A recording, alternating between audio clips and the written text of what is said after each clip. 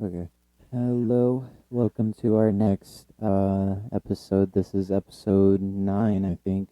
There's one video I want to show Dad real quick.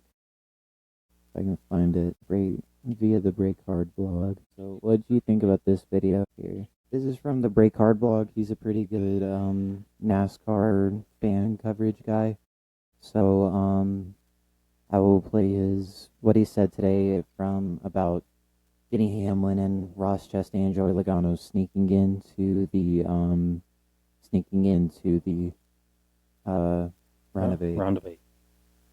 And is headed to Las Vegas, where he won at last year to advance the championship. Of course, it's fifth. Denny Hamlin has let Michael Myers back into the round of 8 twice. In each of the last 2 weeks, Denny Hamlin had the opportunity to keep Joey Logano out of the round of 8, and he let him back in both times. And now the boogeyman is headed to Las Vegas, where he won at last year to advance the championship race and then go on to win said championship. On Sunday at the Roval, on the last lap of the race, Denny Hamlin passed the number 1 car of Ross Chastain. With that pass, that put Joey Logano back into the round of 8. Now, Chris Gale, the crew chief of the 11 car, probably should have kept his driver aware of what the point situation was, and Denny probably shouldn't have passed him. Probably should have just raced behind the 1 car. That way it would have knocked the 22 out. Like I said, he's the boogeyman. He's Michael Myers. You cannot get rid of him. He's always going to be there. He's inevitable. Now you're headed to Phoenix. Well, what about race manipulation, Matt? The way I view this is it's not race manipulation. This is just strategy. They don't race for the same team. There isn't a teammate coming in to affect this. They don't race.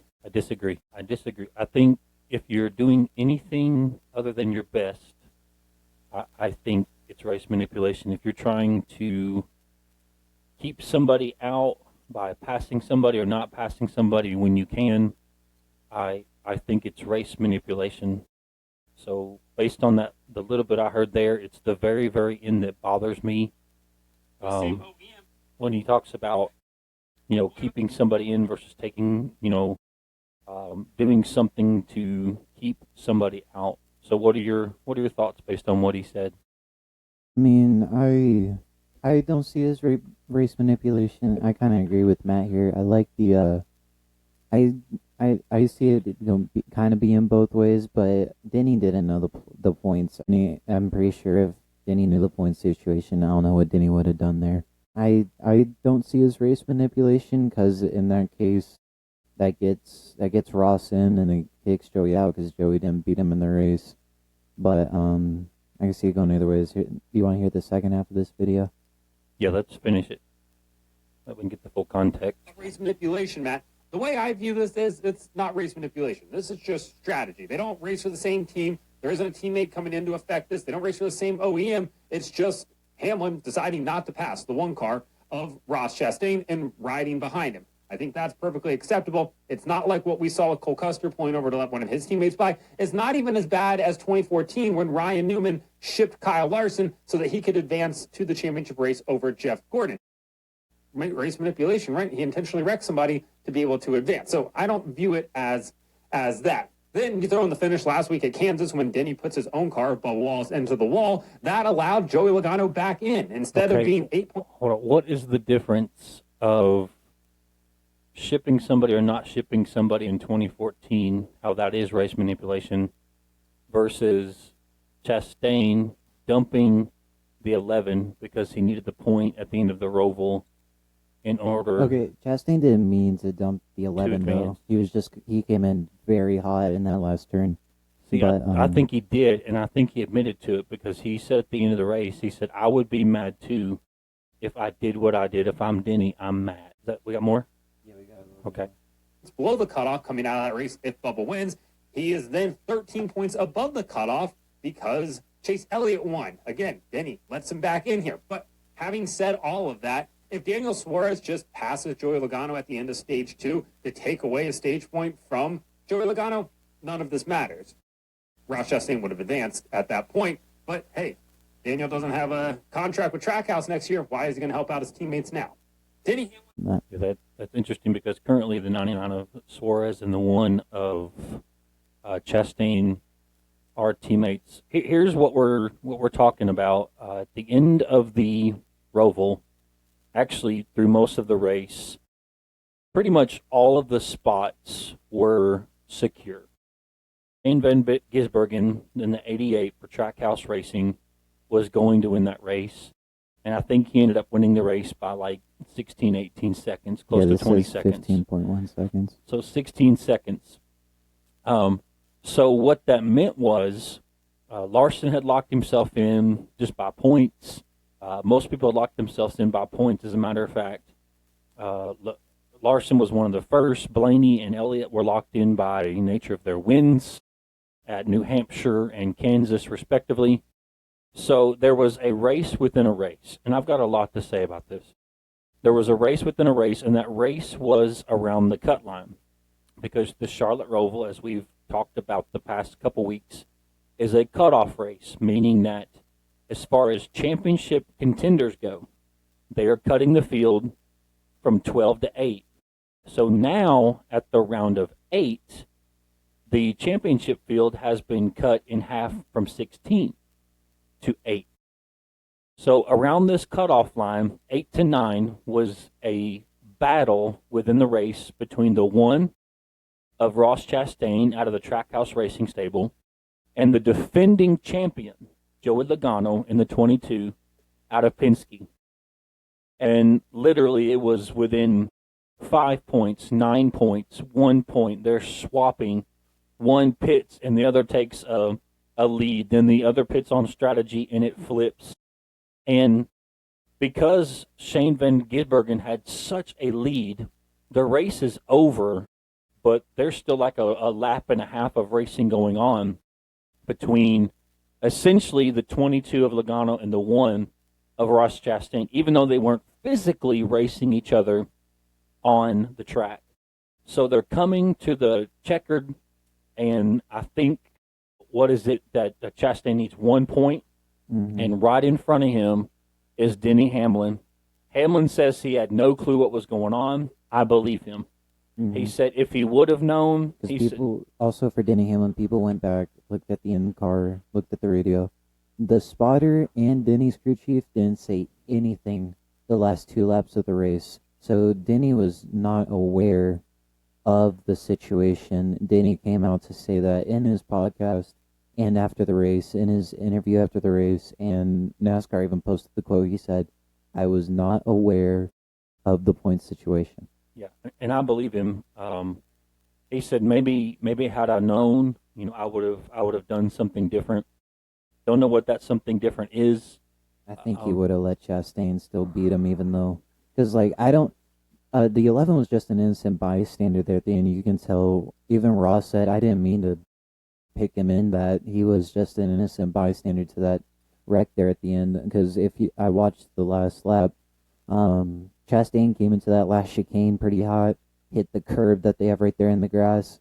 2 wheels go up in the air, and then he hooks the 11 into the wall, puts it in reverse, but Joey Logano beats him and moves on, and then Chastain gets cut. So I think if Chastain didn't come in too hot but still beat the 11, he would have moved on.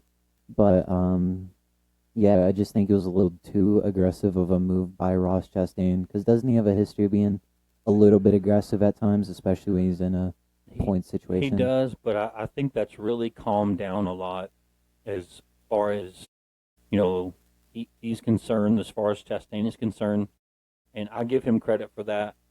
I don't think it would have mattered who it had been, whether it's the 11 or anybody else. I don't think it matters who it would have been. I think he had to go full send. He was 1 position out, and a tie didn't help him, because the tie went to Logano, and the tie is based on best finish in that round.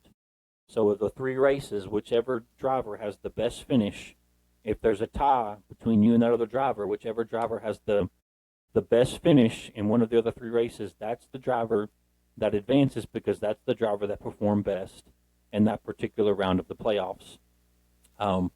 So I think he just threw it in there, trying to do all he could do. I don't think he tried not to wreck him. But what else is Chastain supposed to do? He did what any other driver would do, and that's why I'm getting ahead of my notes here, but that's why I love the playoffs. And there is this growing clamor amongst some NASCAR fans who want to go back to the way things used to be. With the 36 race The championship. 36 race championship. I don't like that because what if a guy has a dominant season? Like take 2021 Kyle Larson for example. If a guy comes in and had, because Larson had 10 wins. If I can pull up the if there's a way to see like the driver's career on the NASCAR website, or am I just gonna have to go on to or am I just gonna have to go on to the NASCAR app? I'll just go on the app. The NASCAR app or even Google. But yeah, I think where you're going with this, Jeremiah, is you could have your championship winner, and there'll still be 3-4 races to go in the regular season, and that's not what anybody wants. So so Kyle Larson got suspended the 2020 season because he said a no word on and if you know what NASCAR is dealing with in 2020, you'll see why they banned him for a season. But go research that yourself.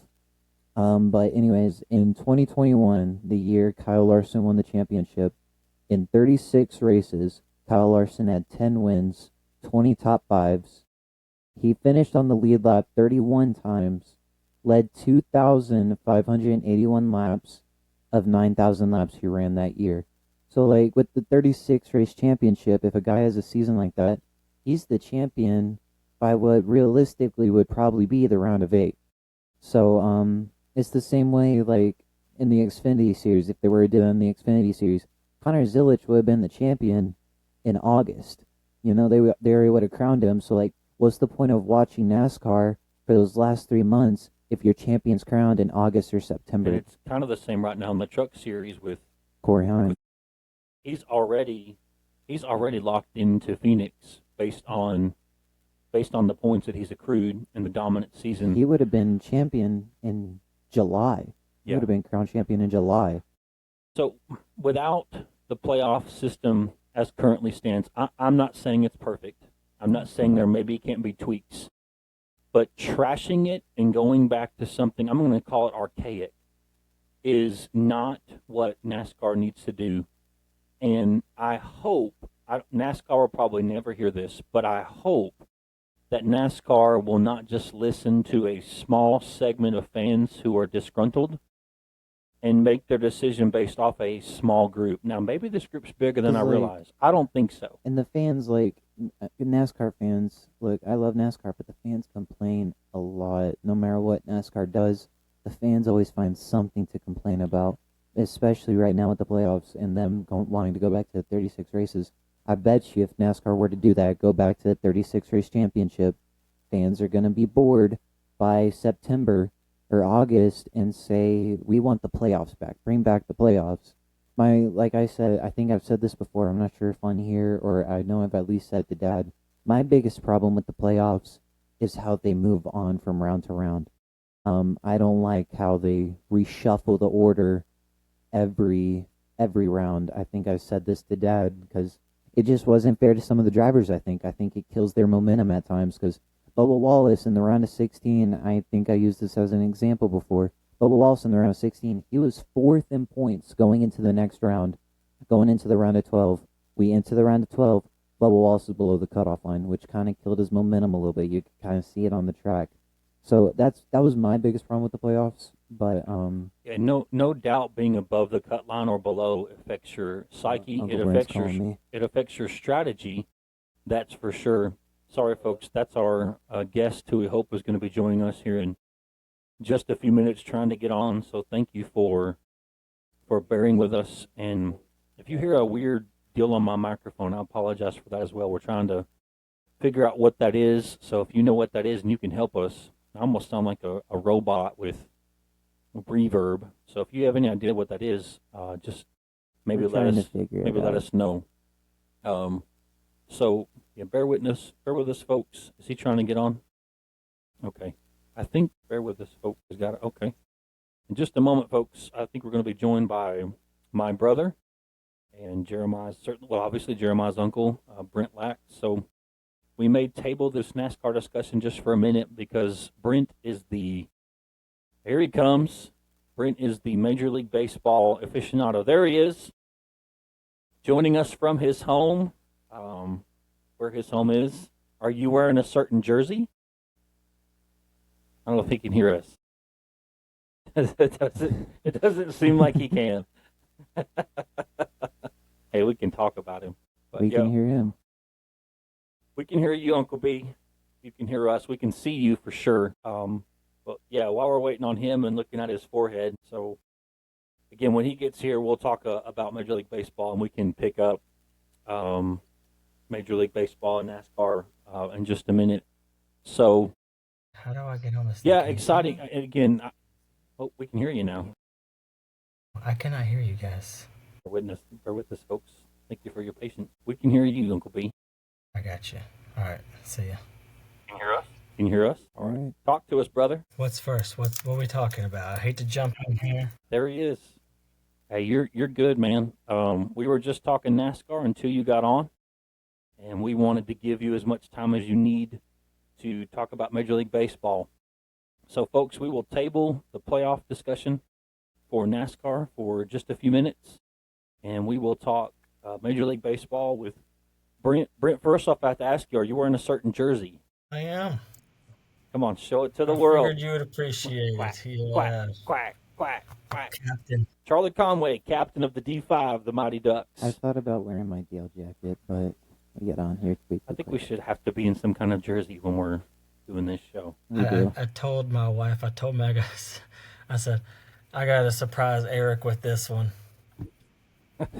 Yeah. Can you guys see it pretty good? When you hold it up, Yeah, we can see it. baby. E, Yeah. C for Charlie. I watched the third movie last night. It's so much worse than the first. I don't even count that as a movie. It's bad. It's Yeah, really they bad. should have stopped it too. So, Uncle B, talk to us about Major League Baseball. What are you seeing? What are some surprises? What are some things that nobody is talking about? We were talking today about some of our brackets and how my AL bracket is already shot to pieces because I had way too much faith in the Cleveland Guardians and not my own Detroit Tigers. You So went for the Guardians in that? I have the Guardians in the ALCS against the Yankees. So far, I got only 2 series wrong. Those 2 series are the Cubs and Padres and the Red Sox and Yankees, even though I have my name as I know nothing on there. Hey, guess how many I've gotten wrong so far? 0. It is about to be 1 though because the Dodgers are about to win 4-1 over the Phillies. I had the Dodgers winning that one, so I'm doing Man, good so far. I had the think. Phillies because that's such a tough.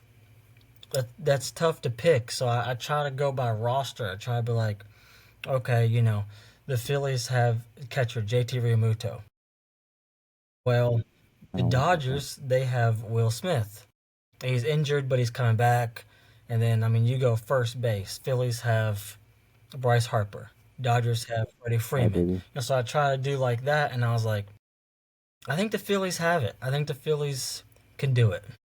Also, my son is a Phillies fan, so I was like, okay, I'm going to go with the Phillies. And then now I'm like, oh, God. Because the Dodgers are about to take the first 2 games in Philly, which is very hard to do. So I'm probably going to miss that one. Probably. I hate that. But the Cubs, which is my team, they play at 8:08 tonight. So we'll see how they do. But don't have a ton of confidence in them. I think the Brew Crew is probably gonna win that series, and I got them winning the World I'm on Series. the Brew. Yeah, I also have the Brewers winning the World Series for sure. I hope they do. They're the best team in baseball, I think, and they're complete. And I like that small market too. I like the farm system. I like that. Yeah.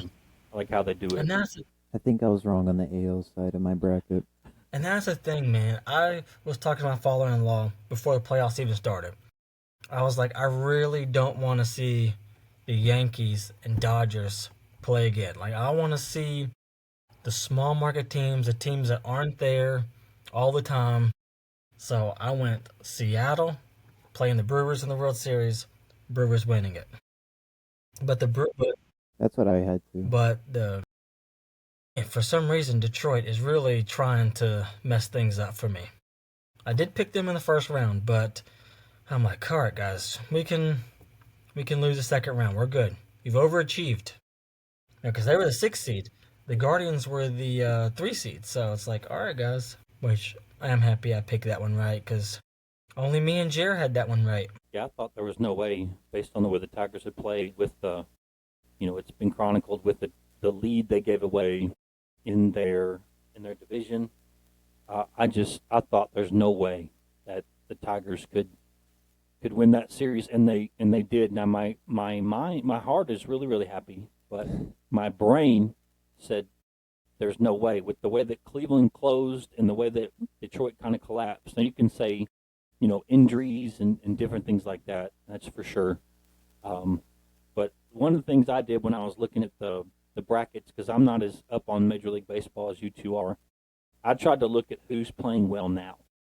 So I went back and looked at, each team's last 10 games. You can look at their record in the last 10 games. And I tried to just see who's playing well right now. Now, granted, the one thing that can get you is who's peaking too soon. Because there's always that one team. We talked about this on the phone, Brent. There's always that one team that just hits fire. The Braves did it, a couple years ago when they won the World Series. So you don't have to be playing well. You obviously got to play well. You're not in the playoffs, but it's all about peaking at the right time. It's about momentum. Really, when you have these 3-game series and 5-game series, it can be about pitching as much as it's about anybody else, setting up your rotation correctly so your dogs can go. And that's kind of what shocked me yesterday is I thought Hinch was brilliant going with Skubal in Game 2, especially having, I'm going to say stolen. I don't know if that's too strong a word, but taking Game 1 in Seattle in extras. They got to the Tigers in the 8th inning. Tigers came, tied it up, and then Seattle took the lead, and the rest is history. But let me just say this: what a great series! 11 innings in the first, down to the 8th inning in the second. I don't necessarily care for regular season baseball, but I love the playoffs. So, Brent, what are some things nobody's talking about right now? Teams. What are we overlooking? What are 3 or 4 things that just stick out to you in these playoffs? Same with you, Jared, that we need to be paying attention. Everybody's going to talk about, the big markets and the money and all that stuff. But what are some things that we need to be paying attention to that people are overlooking? I think we already talked about the Tigers. But to go back just for a second, whenever I look at it over 162 games, right, you're going to have ups, you're going to have downs. So I picked Detroit. We talked about this on the phone, I think, because of their complete body of work. Like, I know that they slumped there towards the end, but, they are a great baseball team. And you're going to have Skubal, who's more than likely going to win back-to-back Cy Youngs. It's like, I can't overlook them. And even the Guardians, they slumped. I know they got hot there towards the end, but even they slumped. So I didn't really take the end of the year with, a lot of thought, but I just looked at who they were over the entire year. And then the crazy thing is, to me, is the Yankees. Like how they have all the money, big market, and they just choke in the playoffs. I know they made it to the World Series last year, but man, they cannot win it. And I don't understand. Maybe Jer or somebody else can explain to me what's going on. Because even Aaron Judge is not being Aaron Judge in the playoffs. So does this say more about this question for both of you? Does this say more about who the Yankees are or who the Blue Jays are? I think it says more who the Yankees are because it's the same thing last year. Well, mostly in the World Series that Aaron Judge just does not play well in the playoffs. I've noticed that over the past few years because during the regular season, it's the Judge against any team they play. Aaron Judge and this guy, and then battling through the regular season, Aaron Judge versus Cal Raleigh for AL MVP, both of them having over 60 home runs.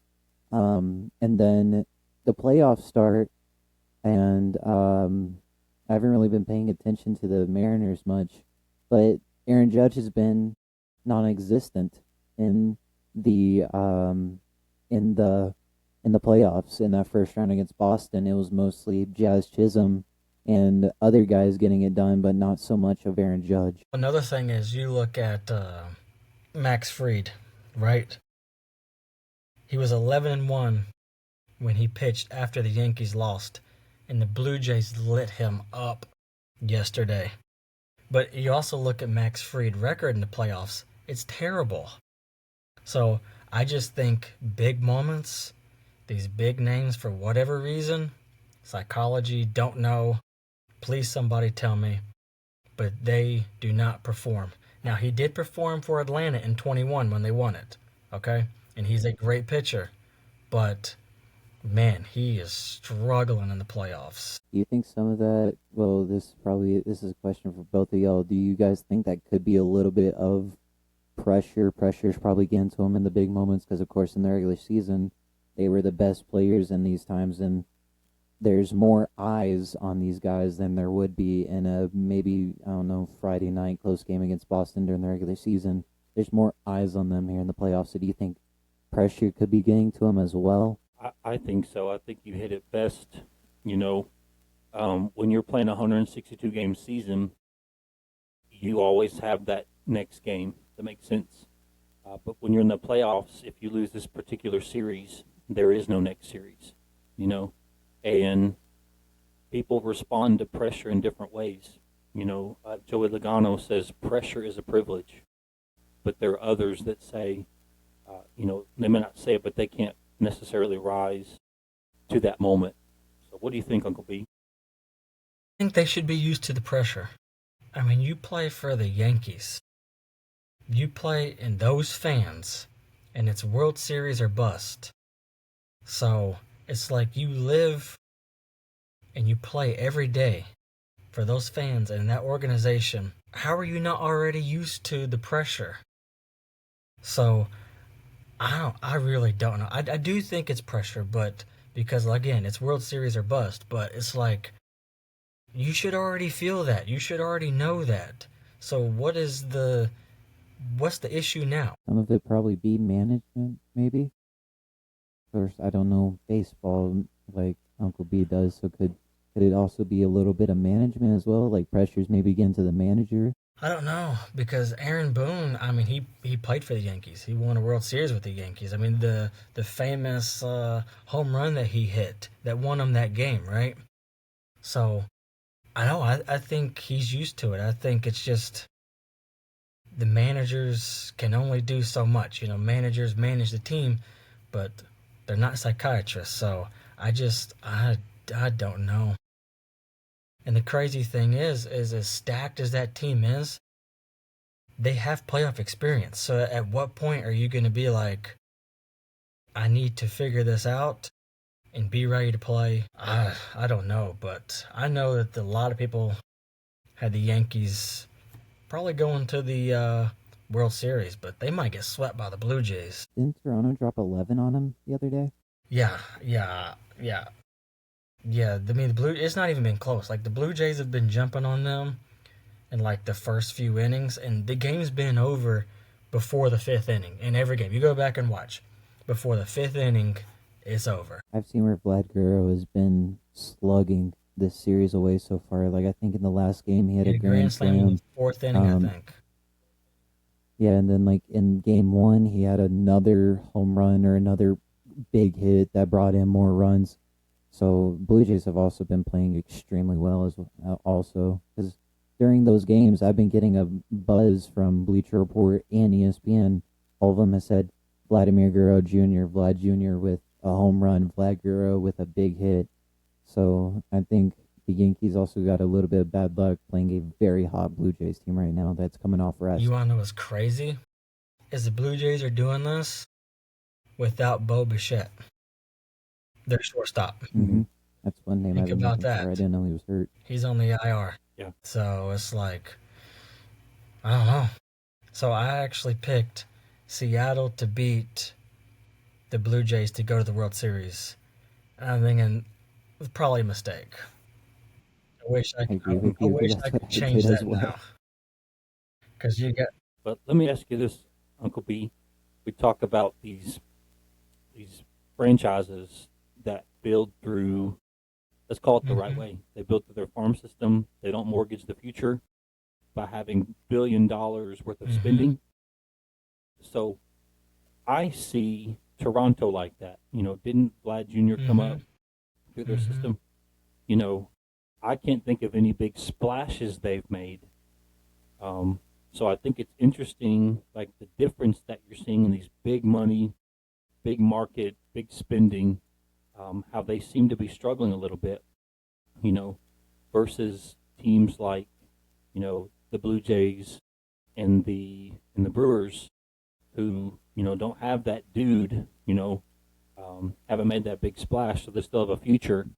Yet these are the teams that we're seeing, when they take the field, dominating, these big market, big spending teams. I just think it's interesting, if nothing else. That just gave me something. What if that's why these big spending teams don't do as well? Like maybe not so much the Dodgers, but the Yankees, for example, they made a ton of moves during free agency and stuff like that. Could it also be a little bit because of chemistry, like how the guys are connected? Maybe because like these farm teams, like Toronto, Detroit, Seattle, Milwaukee, these guys have been together for most of their careers, if not through their entire baseball career in the majors through AA through AAA. Do you think it's also a little bit of that connection that these players have had over the years instead of just knowing this guy for, I don't know, 8 months because our team signed him in free agency? Because there's not a lot of continuity with these big spending teams. I think that's part of it because when you're drafted by an organization, you play all the way up, or you go through single A, double A, triple A. Like you really get to know the organization. You get to know the program. You get to know management. You get to know the coaches. So you kind of understand the standard of what that program is about or what the organization is about. So I do think that matters. Chemistry always matters. And how do you get chemistry? It's knowing the standard, it's knowing what's expected of you, also knowing the front office, knowing the coaches. It's like the pitcher yesterday for the Blue Jays. He started uh, the year in single A, went to double A, went to triple A, pitched his debut last night and made the Yankees look really bad. And Can you imagine he that? said in a pre-game interview, he said, "I feel like I know everybody in the organization." And I think that matters because with that comes you're comfortable. And when you're comfortable as an athlete, then you play with confidence. So I do think that is a great point. But Because that's what it was for Max Fried. Not to, sorry, I no, didn't go mean to ahead, buddy. interrupt you there. I thought you finished. It was the same way with Max Fried, like in Atlanta. Like you said earlier, in 2021, he pitched his butt off in Atlanta. They went on to win the World Series, and then they just signed, and then the Yankees signed Max Fried in the off season, and then he gets destroyed by Toronto, and he's only been with the Yankees for only one season, and he's only played for the MLB only, so he doesn't know much about the organization like he does Atlanta and like that rookie does Yeah, Toronto. but I don't want to keep kicking Max Fried because I mean, if you he okay, so he ran into a hot Blue Jays team, right? But if you look at his record, I think you can fact check me, Jared, because I don't want to be wrong. But I think he had a 19-5 regular season. And if you look at what he did in the first round against the Red Sox, like I don't think he gave up a run. I think he gave up 4 hits. I think he struck out 6. I think. Fact check me, Jared. So pitchers are gonna have off games, but the problem is they have these off games. Just my thinking, the worst possible time you can have off games. And so that's what makes me wonder, like, what's going on. Because the Blue Jays are a great team, but if you look at it on paper, most people are going to go Yankees. Another thing that's really interesting is you look at the Yankees' first two series in the wild card and now the DS. They've played AL East opponents. So it's not like you have, somebody from different sides of the country like you do in Detroit versus Seattle, for example. But these are division rivals who play each other more than they play anybody else by nature of being in the division. And correct me if I'm wrong, Brent and Jeremiah, but it's in some ways it seems like it's the Yankees are looking across the diamond and being like, who are these guys? Like they're destroying us. So it's interesting that a team or teams with such familiarity, and you're still seeing just that dominance when they've been playing each other all year for a division title. Yeah, I think the Blue Jays won the division, but and Jared can fact check me on this, but I think in their games in their series this year, I think they split, right? I think they both won and lost the same amount of times, but I could be wrong on that. And tell me if I am, Jared, because I don't want to be wrong. So I'm not sure. That's just what's amazing is these games like this with that familiarity. I just think it's interesting. If nothing else, again, it's interesting. You have the Tigers and Mariners who don't know much about each other, and they may play each other 6-8 times a year. These teams are here play each other a total of 12, 16 times maybe throughout the course of the year. Yeah, and then that's like my Cubs. They got the Brewers, and it's like, oh man, the Brewers. Somebody Brewers had to. are so good. I mean, 97 games they won, one division, best record in baseball, and it's like they're in our division. And it's like, In the regular season, Toronto won the regular season series 8-4. Oh, wow, I was wrong then. Okay. I didn't realize that. Woo. So the Blue Jays owned them then. What? Mhm. Owned them. Yep. Next. Right now, Dodgers 4, Phillies 3. Oh, Phillies. Bottom of the ninth. Jason Beater. One on. The bottom of the ninth. That would be Phillies batting, correct? Because bottom 9. Mhm. One on. Trying to see how many outs here. But yeah, one on, and that place is rocking. So Phillies trying to make a comeback here late in the night. Excuse me, one out. So there's one out and one runner on. Dodgers leading 4-2. Yeah, when I checked it before I jumped on here, it was 4-1. It was 4-1. I think that was the 4-1. 8th inning, I think it was.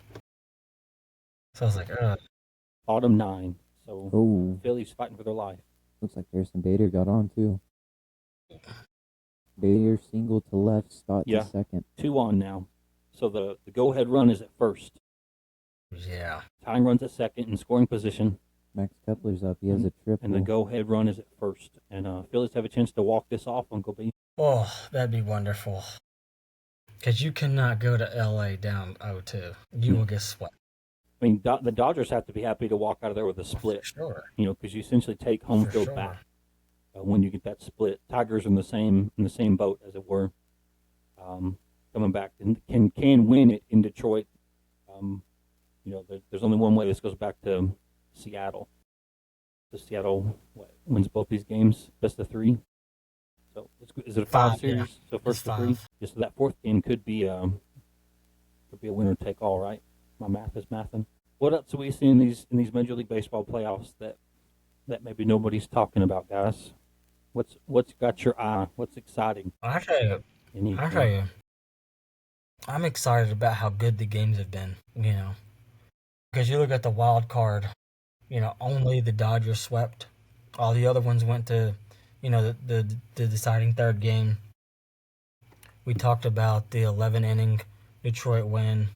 I mean, you're just talking about right now, the Phillies they're making a run in the 9th. I just great baseball, and that's what's got me excited. 2 outs, runners on the corners for the Phillies now. 2 outs, again, runners on first and third. So the tying run is on third. Go ahead, run is on. What about you guys? And Trey Turner's batting. He's 1 for 3 with an RBI, a walk, stolen base. And Also, they're back at the top. What's got you excited, Jer? The same thing you said. It's been good baseball around. I watched the Yankees Red Sox series, and that was the most entertaining baseball series I've watched in a very long time. How great is baseball when that rivalry is what it is? in the playoffs, top of the division. How great is baseball when rivalries like that, matter? I know they're always going to matter historically, but when you have that extra fighting for the division, fighting for the wild card, playing each other in the playoffs, like how much better is baseball when you have those classic rivalries, with even more on the line? Yeah. Well, yeah, I mean, you look at the wild card. Boston won game one, so the Yankees had to win the next two. So that's not easy to do. Now the Yankees were at home, but still, you gotta win two in a row. Like you're in elimination. So yeah, it's been very entertaining baseball, and I love it. What's really entertaining are these divisions that get three teams in. The AL East getting Toronto, New York, and Boston in, and as you well know, is it the National League Central? With Milwaukee, Chicago, those sneaky Reds. That shows how some of these divisions are just so competitive, and I think that's the word we're all talking about right now is how competitive that these playoffs have been. Yeah. But for me, I think it's great. We live in Michigan. We live like an hour from Detroit. To be able to watch what the Tigers are doing. Comerica Park during Game 3 and 4, it's going to be a zoo. Jeremiah and I looked at getting tickets, and it's like $400 to get your butt in the seat. So I just think we're able to see that demographic of the way this state embraces that team because they kind of are like Detroit, blue collar, take no prisoners, work hard. Look at guys like Carpenter and Torkelson and Dingler and Riley Green and all these guys, just blue collar guys. And I know Detroit's not the only one, but guys that just play for their city and the way the cities rally around them. That's what I love about Detroit. Like you look at like when the Lions were going 2-15 every year, Ford Field was still packed out. Same thing with LCA when sure the fans were upset because their team isn't good, so naturally they're gonna be upset. But still, LCA was getting a decent crowd. Same thing with the Tigers. They still get a good show up from Detroit when their teams are not good. Yeah. All right. So this is not part of the baseball talk, but you're both Braves fans, right? Okay. So who is the manager gonna be? Who is your first call? Who's your first call? I didn't have a first call until yesterday. Honestly, I had no clue. You look at Ross. I think his name. He played for David Ross. The Braves. David Ross. He was a catcher. Just don't know much about him. Double A.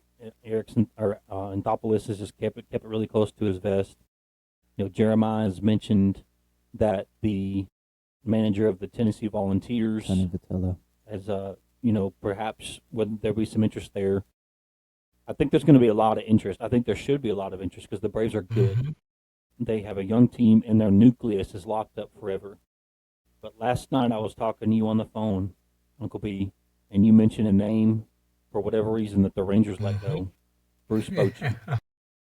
I don't know if they'll go that way because the Braves are so loyal to their system, which is we've talked about that. That's a great thing. But there also has to be a time where you are willing, at least willing, to look outside of your bubble and say, how do we get the best guy? And Bochy, it's clear what he's done in San Francisco, winning 2 World Series there? 3, and then took the Rangers to a World Series a couple years ago. I hope they'll at least have a conversation. So when I found that out, he very quickly became the most interesting play for me, and the way that I hope you hear Walt Weiss, some other names again within the Braves organization, but let's go get the best guy, a guy that can manage the talent, a guy that's been there, and again a guy who can manage late game situations. I feel like that's where Snit got lit up. The last thing I'll say, Jaron, I don't want to maximize the conversation or take it all. I remember when we had a 9-run lead on the Diamondbacks. I know exactly. I know the game you're talking about. Bit by bit, man, they just kept scoring, and Snit just sat there. like he was paralyzed. I would have started Chris. I would have pulled Chris Sale out of the bullpen to win that game. I would tell Strider to get out there. Strider, Someone get out anything. there. I'd have called to the bleachers and just said, "Has anybody got an arm? Anything?" You know, Henry was about Rowan to- Gardner, come on out, buddy. Yeah. Right? But he didn't. He just sat there and they bled that game away. And that, for me, that's not going to be the endearing thing for Snitker. He did a lot of great things in Atlanta, got us a World Series, did a lot of wonderful things. But like most people, I think time catches you and passes you up. And nobody's undefeated. Father Time is undefeated. The game is undefeated, right? The game's bigger than nobody. So for me, it's Bochy. Jerry, about you? I don't know like managers as much as you do. I don't really research the managers too well, but I agree. Getting Pochi. Another thing Snit did, like we had a few starters. Our starters got hurt a few times. A few of their injuries were completely avoidable. Like AJ Smith-Shawver, he had to get Tommy John surgery about like 3/4 through the season. I watched that game. Smith-Shawver threw in like the 6th inning. He kept looking over to the bench, like shaking his arm, grabbing his arm in pain, just looking at Snit in the eyes, trying to signal Snit, get a guy in here. I'm hurting. And then about after the team, I forgot who they were playing. After that team scored a few runs and Smith-Shawver kept looking over, Spencer Strider had to walk across the dugout and tell Snit, get AJ out. He's hurting. Get a guy in there. And so they pull Smith-Shawver out. They get a guy out there. After the game ends, alerts come out saying Smith-Shawver needs to take Tommy John surgery. I'm like, this probably could have been avoidable, and this could have been avoidable if Snit would have put him out. But I did like what Snit did. I just hope we get a guy who's probably younger and can manage our team and continue to develop the Braves. Because the Braves, with how young they are, they can still develop and be even better of a team than they are right now. And if this team can really live up to the potential, we can keep Profar. If Drake Baldwin develops, the Braves will be really good in a couple years. And I think they can shop Murphy around because you've got your catcher of the future and see what you can get. Maybe shop Albies if you have to. Final score here, Dodgers 4, Phillies 3. In the middle of the first, Cubs 3, Brewers 0. So go Cubs, go. Yeah, Father W. Real quick, I want to play devil's advocate, and we can move on if you guys want to. I'm not familiar with this Tennessee volunteer manager. Jeremiah's the big Tennessee fan. But let's just play devil's advocate. What strengths, again, I know it's college versus the Atlanta Braves, but what makes this guy so desirable that his name is coming up, you know, with the franchise as iconic as the Atlanta Braves? Tony V, he's good at acquiring talent. That's what he's did it. That's what he's done in Tennessee baseball. He's really good at developing talent. Because Tennessee, the past couple of years in baseball, they've been really good the past 3 years, especially. They won the World Series in 2024. I think they did really solid in 2023. Last year, they were favorites for a while until they went through a big slump that ended up losing them the entire World Series. But he's really good at acquiring talent, especially on the pitching mound. Tennessee had the best starting rotation last year. He's really good at acquiring talent, like I've said. He's good at developing talent, especially in the infield and on the pitching mound. Christian Moore, Tennessee has had a ton of top 3 round picks the past few years. So he's really good with young talent and really good at developing talent and acquiring talent. And Tennessee, they had the #1 recruiting class in baseball this year. So that's why I think he popped up, because how the Braves love to use their farm system, it'll just be a perfect fit for him because he can develop these young guys into MLB All-Stars. All right, Jer, I'm about to make you really mad. But just know that I love you. I do not think it's a good idea.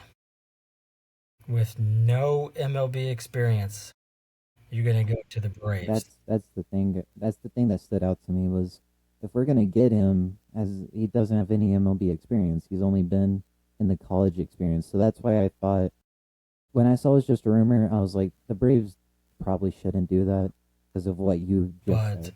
And acquiring talent for a college program is so different than the pros. So I don't. If I'm the Braves, I'm going out there. What we talked about Bochy.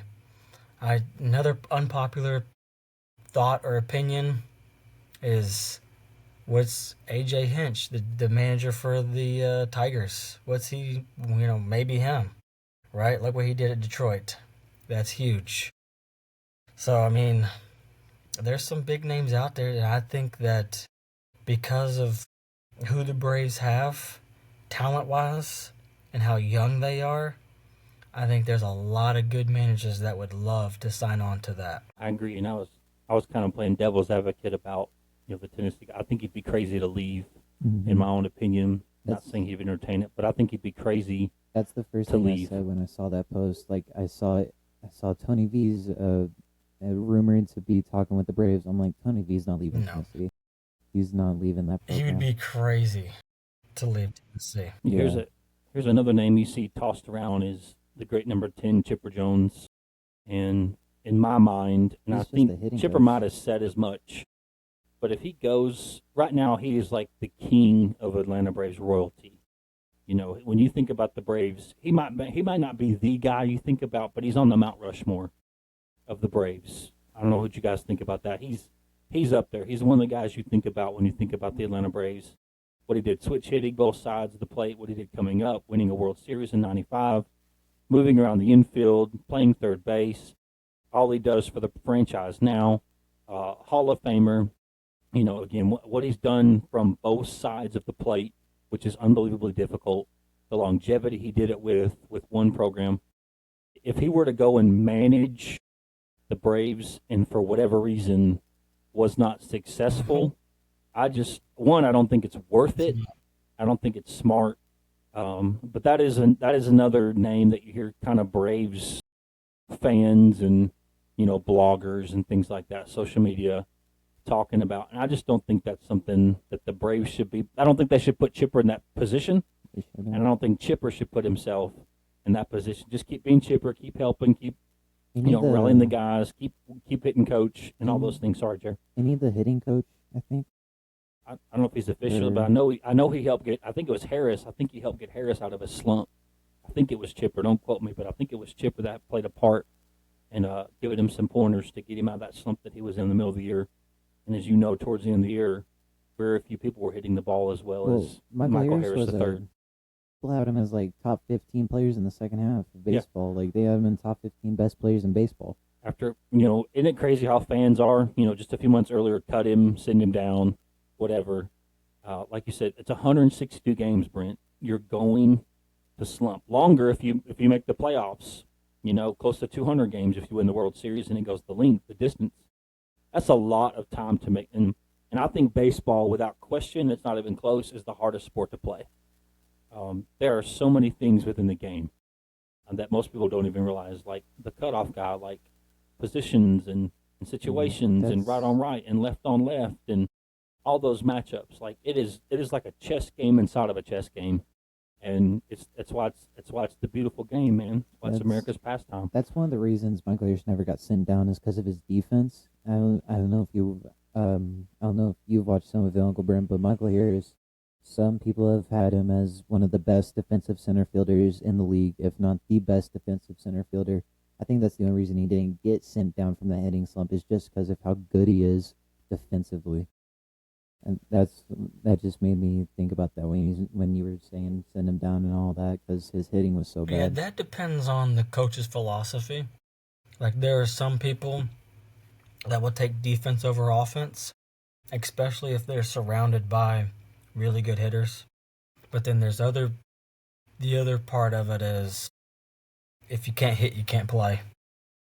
And so I think that's just how your manager's, however his philosophy is, his mindset is. So, but he's a great center fielder. Not as good as PCA, but yeah. We've got a baseball bat signed by MH3. I almost stole that from you. Anything else baseball? Good. All right. for the sake of time, I just want to pitch something to you guys because we'll come back on Thursday and record. But since we have Uncle B, and you guys can say no, I'm just one person of the tripod here. What if we talk about college football since we have Uncle B? What do you think? Is that all right, Uncle B? Is that okay with Whatever you? you guys want to do. I'm the guest. You're the guest, man. You're the honored guest, bro. A very wild week 6 we had in the NFL. Yes. So we are going over to, and this last week was week 6. You guys believe that? Oh. And one of the things we do, Brandon, is we just kind of go through the scores. So I don't know if you have your ESPN app or something up like that open, but we just kind of go through the scores and we just kind of scroll. I have the perfect game to start us out. We kind of look at just what was surprising, what wasn't surprising, who's trending, who's not. We just talk college football for a few minutes. So go ahead, Jared, lead with what you've got. Penn State UCLA. Because, how can you start anywhere else, right? a lot of people are questioning on James Franklin here because Penn State, they may look, UCLA, all respect to UCLA, they're just not a good football team. Who have they lost to, right? They lost to Northwestern. They've lost to Northwestern, Mexico. got destroyed by New Mexico and Utah, and just some of the biggest NCAA football nerds and super fans on that could know everything about college football. They said this is one of the worst teams and even on paper, this UCLA team is one of the worst teams in NCAA history. And then they come out to beat then they come out to play Penn State, and a lot of people are questioning: is James Franklin going to stay as the coach of Penn State? Because if you look at his stats against ranked and unranked opponents, he's not a good coach. The only reason he has a good record against unranked teams is because he's the coach of Penn State. But outside of that, he's I'm trying to see if I can remember these numbers.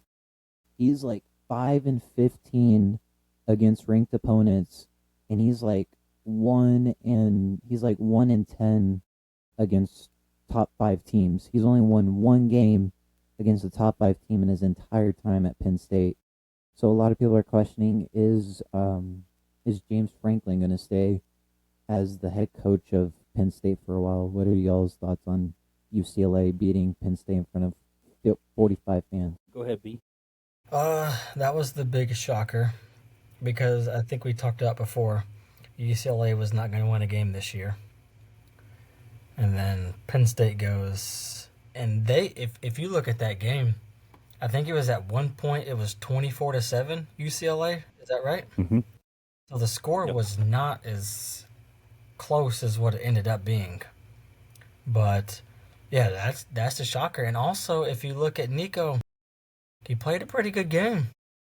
So, do you think at halftime 27-7, the halftime 27 UCLA 7 Penn State? Yeah. So UCLA made a change. Yeah, all respect to Nico. That was a really good game. Mm-hmm. So UCLA made a coaching change. Do we think that had anything to do with it, or do you think Penn State just overlooked UCLA? I think Penn State overlooked UCLA because Nico has had the past 3 games. Nico has had the same game statistically. He's led the team in passing, of course. He's also led the team in rushing. So I think it could be a little bit of both, but I'm leaning more towards Penn State overlooked UCLA because in this game, how many passing yards did Nico have? He threw the ball for 166 yards. He rushed for 128. Yeah, against Northwestern, he passed the ball for 180, ran the ball for 65. Against New Mexico, he passed for 217 yards. He didn't lead the team in rushing that time, but I think it's a little bit of against UNLV. He passed for 255, rushed for 59, and then against Utah, he passed for 136, ran for 47. That's why I think it's a little bit of both, but I'm leaning more towards Penn State just overlooked them. I think they overlooked them. I think losing that game during the whiteout last week against Oregon, I think that took a lot out of them emotionally, because it's a night game. Happy Valley, you got the Whiteout, you got the Oregon Ducks coming in, and you undoubtedly put a lot of stock in that game because that game was going to separate, the men from the boys, as it were. It's going to put one team or the other on a trajectory to that top four echelon, of national championship contenders. This also, Penn State's now been eliminated from playoff contention from this loss as well, Yeah. and are now unranked. And then, you got to fly cross country. I know that is the thing. You have to fly cross country, different time zones, different everything. You're like, all right, we just played Oregon, and here comes UCLA. But I think Brent, it's maybe both. Risk of not answering your question. Our coach is gone, our coordinators are gone, so let's go. I think it can kind of serve as a rallying point. You saw this Neuheisel young man. I call him young man. His dad was a coach as well. Also played for UCLA. He played quarterback for UCLA. The way they carried that dude off the field, that I think that said a lot about how they played for this guy without saying a lot. Something happened. They galvanized together, and that can happen. We lose our coach, we lose coordinators. People are giving up hope on us, and now the whole world is watching. So we're gonna go out. We may not win, but we're gonna go out here and we're gonna fight like what. And that's what they did, and they came out on top. I think that us against the world mentality can be real, and these are college kids. They're emotional. They're young men. So I think more than anything they overlooked them, but I also think UCLA was like, look, the athletic department fired our coach. Our OC and DC, whatever happened to them, they're gone. So we're going to get in this locker room. We're going to rally around, and we're going to use this and see what happens. And the whole world saw what happened. Good for them, for UCLA. Not only getting the win, but, I mean, your season, it's a nightmare. You can't imagine a season starting that way. And you're able to rally together with the guys in your locker room, the brothers that are in your locker room, the guys that you have blood, sweat, and tears with, and you get this win. Because a lot of teams fold, especially when you have Penn State coming into town. So kudos to them, man. I'm proud of UCLA. I think it's amazing. It's definitely. I mean, this is the easiest thing ever to say is it's definitely the upset of the year. Now Penn State's sitting at 3-2 as opposed to 4-1 and 0-2 in the Big Ten, and let's see who they still got coming to play. Penn State is the team that everyone had. They thought this team was going to be national champions. Everyone thought Penn State was going to go to the Big Ten championship this year. They were being spoken of very highly. And Penn State's still got to play Ohio State and Indiana. So they're looking at up to 4 losses. Nebraska will be a tough one too. Nebraska's not going to be easy. At Iowa, that's a hard game. Again, Nebraska's proven how good they are. So it's not like their schedule lets up very much from moving forward. Interesting. We'll see what James Franklin can do, but I don't know what you do about James Franklin, because my question always is, who do you replace the guy with? Yeah. Who comes in and takes the place? I think his record is, you mentioned the stats, Jared, but it's not great against ranked teams. He's terrible against ranked teams. He's one of the worst coaches against ranked teams. In the Big Ten, you're going to play ranked teams. You're going to play Ohio State. You're going to play Oregon. You're going to play Michigan. You're going to play USC. You're going to play these schools every year. And you're going to get everybody's best shot because you're Penn State. Yeah, you have a huge target on your back when you're Penn State. Your alumni is filled with football players. Mm-hmm. Then another game, if we're done with Penn State, UCLA, another game I want to talk about is Texas, Florida. Yeah. Talk to us, Uncle B. Living there in the SEC. What's going on with Texas? What's going on with Florida? So, if I was betting, I would have lost a ton of money on that game. Because DJ Lagway has been playing terrible. And somehow, I don't want to beat up on Arch because I think he's young. It's his first year. I think he's going to be an amazing quarterback. Plus, he had all of the hype and the Heisman talk coming in, which is really hard for a young kid but man, he has struggled, and Texas has struggled, and that is really hard to understand when you have the talent and the coaching that Texas had. But I mean, go back to UCLA. I mean, it wasn't as bad as UCLA. Like Florida still has their coaching staff, but Florida was going in the wrong direction, and they were talking about firing Billy Napier. Mm-hmm. And all of a sudden, you rally and you beat number 9 Texas, and you're like, okay, I think we're good. Texas is a big, big question mark to me. I don't know what to make of them. But huge win for Florida. You want to hear what's scary? Is listen to, this is for both of you guys, talking point. Listen to Texas' schedule. This coming Saturday, it's the Red River Rivalry. So they play Oklahoma. Luckily, that one's at home. Then they play Kentucky.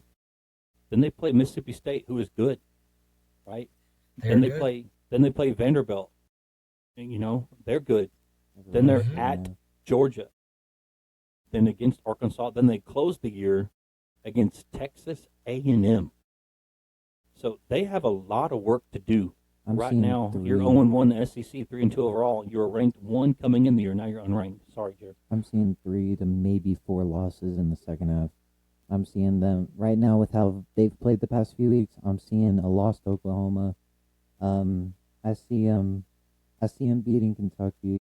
Mississippi State's gonna be rough because that one's there, but I think they might sneak out of Mississippi State with a win.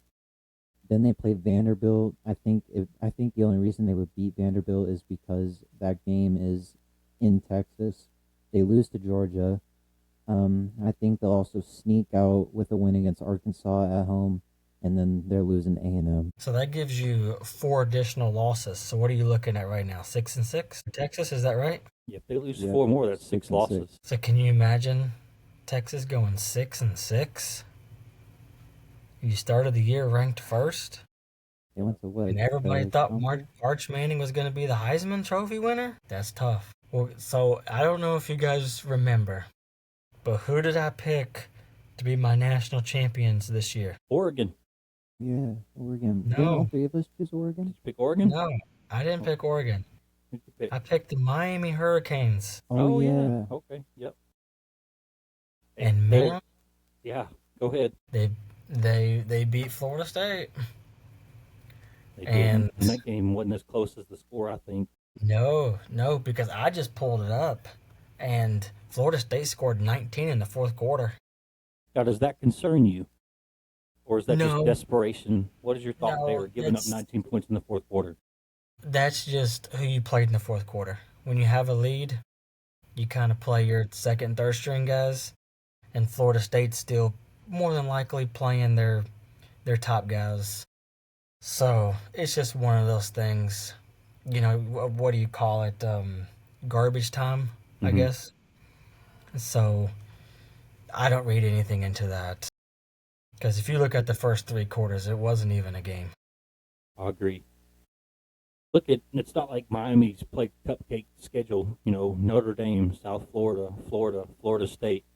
You know, they're beating some really good teams. You know, Florida just beat Texas, and Miami beat Florida 26-7.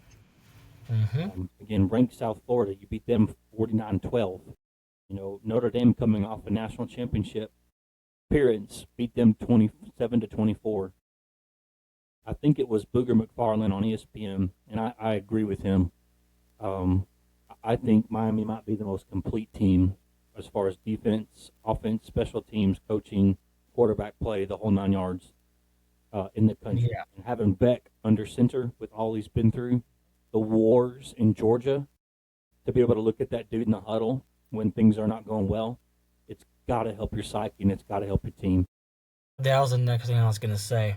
Is Carson Beck goes from the SEC to the ACC, and he's like, "Yeah, this is pretty easy." But what did he? Well, he won a national championship at Georgia, right? Yeah, he did a couple years ago, I believe. He Yeah. was very young.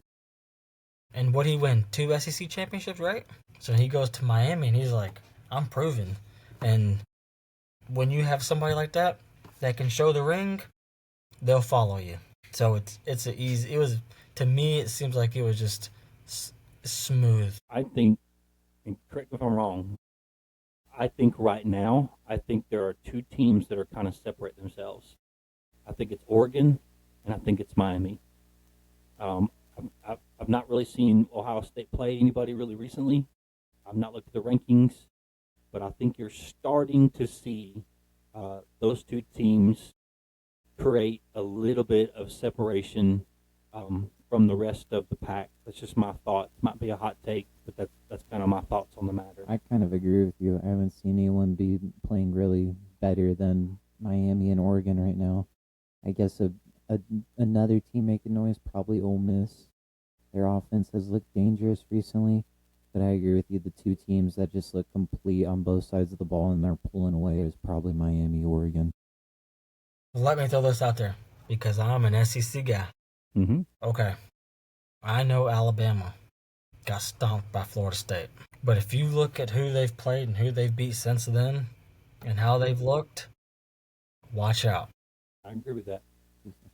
I mean, they beat Georgia at Georgia. I think we said that last We owed time. Bama an apology a couple weeks ago because we had them dead to rights because they looked terrible against Florida State.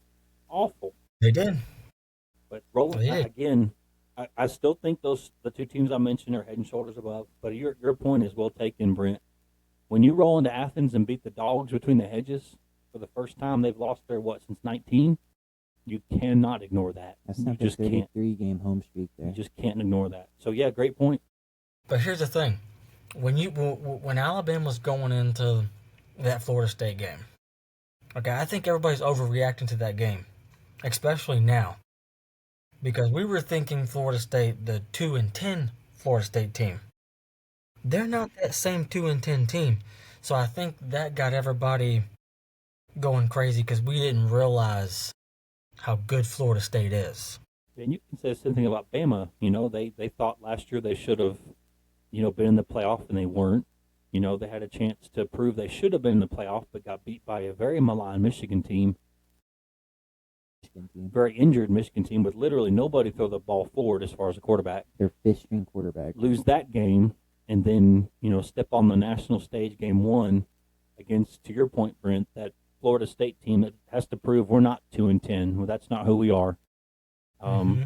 So, yeah. I think we did underlook or overlook rather Florida State, but maybe Alabama a little bit too. And it's the first game of the year, And they went to Florida State, correct? To Florida State, yeah. It was at Doak Campbell. They're starting to get into boy. Tough place to play.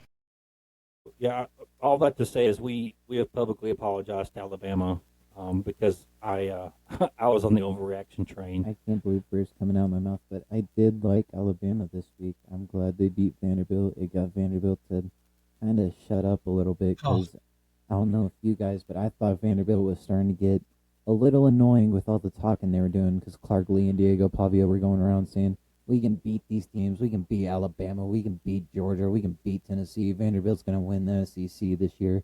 And I'm just glad that Alabama kind of got them to shut up this week and put them back in their place. Shut them out in the second half, right? Yeah. So I'm just glad. I'm glad Alabama won this week against Vanderbilt. The three of us scored as many points as Vanderbilt did in the second half. I am Team Jer on that one. I like Clark Lee, but good Lord, I'm ready for Diego Pavia to graduate. I cannot This is like stand his him. 6th year in college football. His freshman year was actually 2019. Yes. I mean, I love the kid's confidence. I love the swag that he plays with. But, bro, you were borderline. We got to reel that in. Because it is Doesn't quite his annoying. demeanor kind of remind you of Johnny Manziel, Johnny Football a little bit? That's the thing, man. The way he plays, but not the way he talks. I don't think there's ever been a Diego Pavia. I think Diego Pavia is the only one that talked like this. My point is, I think the closest one to it was Manziel, with the money sign and all that he did. But Like, Manziel could actually back it up, though. That's the thing. Because he was on A&M. You can't say that if you're Vanderbilt's quarterback. He won a Heisman, didn't he? Yeah. First freshman to do it, right? Yeah. My point is, it kind of reminds that demeanor. You can't compare It is. A&M at the time to Vanderbilt. but kind of the demeanor that he carries, the press he commands. And if Vanderbilt's ever going to flip it around, somebody's got to be a hinge. Does that make sense? That takes Vanderbilt from where they were to where they want to go. And maybe that's what we're seeing. Time will tell, you know? That's Diego. He was the guy that turned it around. And Clark Lee's a great coach. He was a DC at Notre Dame before he came to Vandy. Great coach. I like Clark Lee. But I do see some Johnny Manziel in him. And I don't like it, but I understand Not it. a compliment. I understand it because here's the thing. Johnny Manziel played for Texas A&M, right? Where you expect to be good, have good players around you. I also put A&M on the map in the SEC. So I'm kind of playing both sides, and I'm sorry, kind of contradicting myself. Diego Pavia gets on my nerves, and I can't stand him. But what he's done at Vanderbilt is unbelievable. Because, he took, Vandy was 2-10, and then they bring in Diego Pavia. They go 7-6, win the bowl game. Now he's done that everywhere he's gone too, like that. He did First that school in was at New Mexico Institute, then New Mexico. He's done it everywhere. Sorry, I didn't mean to cut you off, but that's such a good point. No. It's not like he's you're right. done it here. He's done it Right. everywhere. Right. If you look at the team's records before him, they're terrible. Then if you look at, with him, they're great. Then you look at after him, and they're terrible. It's like he is a winner. Mm-hmm. He is annoying as crap, but he is a winner. But also very annoying. I thought Vanderbilt was going to be terrible this year because I looked at Pavia's bio on ESPN. You know, they keep track of the guy's career. I saw he's already been in college. That last year was his 5th year in college. I was like, oh, so this is only a 1-year deal for Vanderbilt there. And I saw he was back this year. I'm like, what is happening? So I think Vanderbilt's going to try to get all they can this last year from Pavia and all those New Mexico State guys. But I'm just, like I said earlier, I'm just glad Alabama got them to be quiet for a week and just put Vanderbilt back in their place a little bit. Let me play this, guys, and get your thought on this. I like looking at the schedule. It's something I like to do. So last week, Vandy at Bama. This week against LSU. Next week against Missouri. Then at Texas. Then against Auburn, against Kentucky, and closing the year at Tennessee. What do you guys think about that? What do we still have an opportunity to learn about Pavia and this Vanderbilt team with that brutal schedule that they're still looking at? I see if Texas gets back on track after the past couple weeks, if Texas gets back on track a little bit, and I think that'll be a tough one. The only thing is they're not really going away. Their next away game is, of course, Texas. After that, they go to Neyland. I think Auburn will be a good little test. Kentucky will be a little bye week before you go to Neyland. And then at Tennessee, if they lose to Tennessee, Diego and Clark Lee are getting dogged on for a week. Because you do not want the Tennessee fan base again, memeing on you. I follow a ton of Tennessee fan pages on Instagram. They are ruthless on memeing. And so if the Commodores lose at Neyland, they're going to be memed the entire offseason. Nick Saban said, I saw a post, Nick Saban said, Tennessee is a dangerous team. He sees Tennessee being a dangerous 1-11. He said he sees Tennessee being a 11-1 team, a dangerous 11-1 team this year. And I agreed with it. They might go 10-2 with how Alabama's been playing. I think Alabama's been the better team recently. But I think their biggest test in these next coming games after they play LSU and Missouri, definitely Tennessee. I see Vandy winning 1 or 2 more games. Because you have to look at who they played to start the year. Mm-hmm. Really didn't play anybody. No, they didn't. Right? Charleston Southern, Virginia Tech, South Carolina. Who knows what they are right now? Injured. Georgia State, Utah State, then Bama. So their best win would be South Carolina, but you have to think about it. Lenore Sellers got hurt in that game. So I know the score was, 31-7, but it's probably different if Lenore Sellers doesn't get injured. Mm-hmm. Didn't Lenore's come back a little bit and South Carolina started to have something going at the end of that game? I can't fully remember. I don't know if he came back. Okay, I thought he came back. I just can't fully remember. He might have. I don't remember. He might have. I don't remember. So that's kind of got a question mark, is how would that game look if Lenore didn't get injured? But other than that, they really ain't played nobody. Yeah, maybe 2 wins Yeah, 1 or 2 wins. at the most. So they got 5 now, right? So I think you're probably looking at best 7-5. But Hey, yes, yep. for Vandy, I mean, heck, I would take that. I'd take that as for Kentucky, man. Kentucky's looking at a 3-9 season, 0-8 in the SEC. And the problem is, we don't have to talk about this because Kentucky sucks, but I'm a Kentucky fan. Proud of it. They're going to go 3-9. They're not going to win a conference game. And here's the problem. We can't afford to get rid of Mark Stoops, because if we fire him, we still owe him, I think it's $39 or $40 million. As you're saying that, right now I'm looking at I was looking at Kentucky's schedule for the next couple of games, and then That's terrible. I see this article by ESPN. It says, it's quoting Stoops here. It says, "Zero chance I'm walking away from UK." Yeah, because why would you? They owe you $39 or $40 million. Why would you walk away? Because if you walk away, they owe you nothing. Mm-hmm. And let's say that they could find $40 million to pay him off. What coach are you going to get? Exactly. Because you're going to have like zero money. What coach are you going to get? Mm-hmm. Anyways, that's my rant for Kentucky. We will move on. Kentucky's still looking at Texas, Tennessee, Auburn, Florida, Tennessee Tech, Vandy, and at Louisville. Yeah, your only win out, that's probably Tennessee Tech. Yeah. Tell that Megan we love her. Hi, man. Meg, they love you. She's trying to get the dogs to go outside. Love you too. Hey, this is real life, isn't it? We got dogs in the back. We got phones ringing, alarms going off. Yeah. I'll talk about Michigan for a minute. Wait, before is it okay if I point something out here? Yeah, go Look ahead. at the game above Michigan on there. Yeah. Cincinnati upsetting number 14 Iowa State Mm-hmm. by 8. Yeah, Cincinnati's now 4-1, 2-0 in the Big 12. Iowa State, their first loss, 5-1, 2-1 in the Big 12.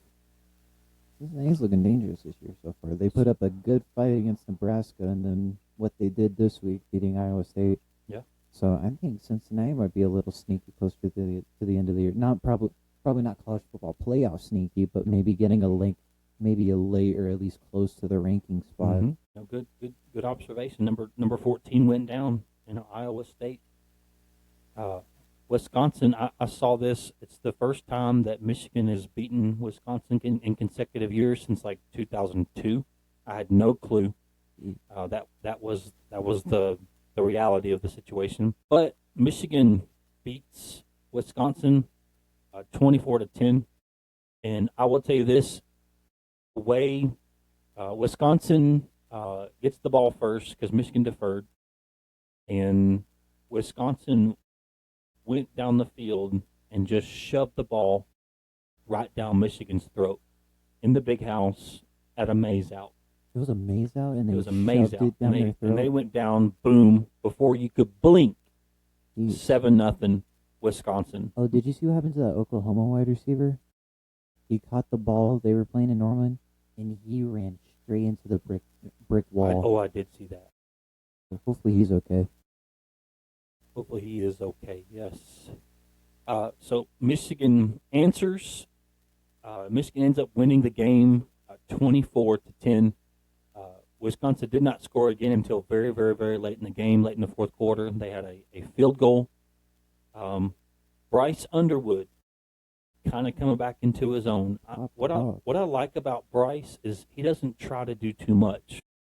He has an incredible running back room with Justice Hayes and Jordan Marshall.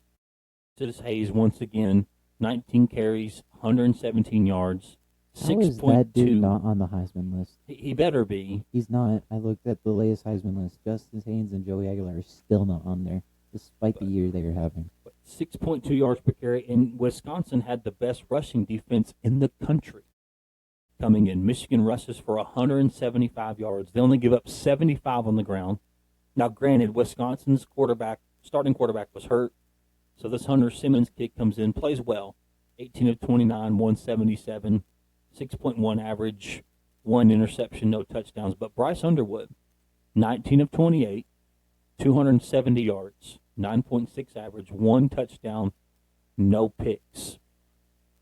And the thing that's exciting to me, and we'll move on, but the thing that's exciting to me is not the rushing. Everybody knows now that Michigan can rush the ball. That's the way Michigan's designed. They build their program from the inside out, that meaning the offensive, defensive line out. But Davian McCulley, holy moly, 6 receptions, 112 yards. Andrew Marsh, I think he's a freshman. And Sharon Moore and the coaching staff says, watch out for this dude. 4 receptions, 80 yards for a 20-yard average. And then Samaj Morgan. They had, again, some great receivers stepped up. Here's the last thing I'll say. My one knock on Underwood is he's got to be able to mix up the speed of his passes. Everything he throws is a fastball. Everything. He just throws it as hard as he can. There was a play where they could have converted on a third down. He throws the ball to his fullback, who's wide open, kind of in the seam, and he throws it as hard as he can. That poor fullback never had a chance. He got his hands on it, but never could. There were a ton of drop passes in this game. Even the analysts picked up on it, but I think the one is related to the other. I think he's got to learn when touch is appropriate. And now, if you're throwing in the red zone, you're throwing a slant, you better put a missile behind it. But there's also times where he's got to learn about touch. We know you can throw the ball, but now he's got to work on those intangibles. We know you're gifted. We know you can do all these things. Another thing in this game that hurt Michigan was bad snaps. There were 2 in the kicking game that it cost them 4 points, a field goal and a point after touchdown. Now, granted, playing Wisconsin is not going to hurt you, but when you play Ohio State or on down the road, when you play USC this weekend, you cannot have those mistakes. There was a terrible snap at the beginning of the fourth as Michigan was going for it on the 4th down, and basically Bryce had to eat it because it was a ground burner. Those things gotta be cleaned up.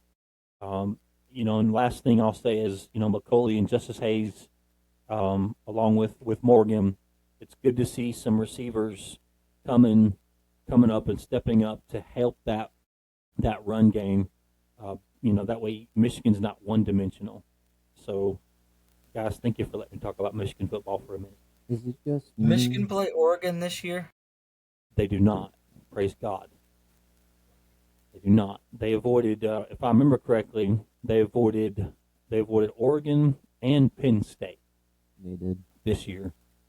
Their record, they're at USC this weekend, then Washington comes to the big house, then at Michigan State. Purdue comes to the big house, at Northwestern, at Maryland, and then Ohio State comes to the big house. It is not a stretch at all to say that Michigan will be a one-loss team when Ohio State comes calling.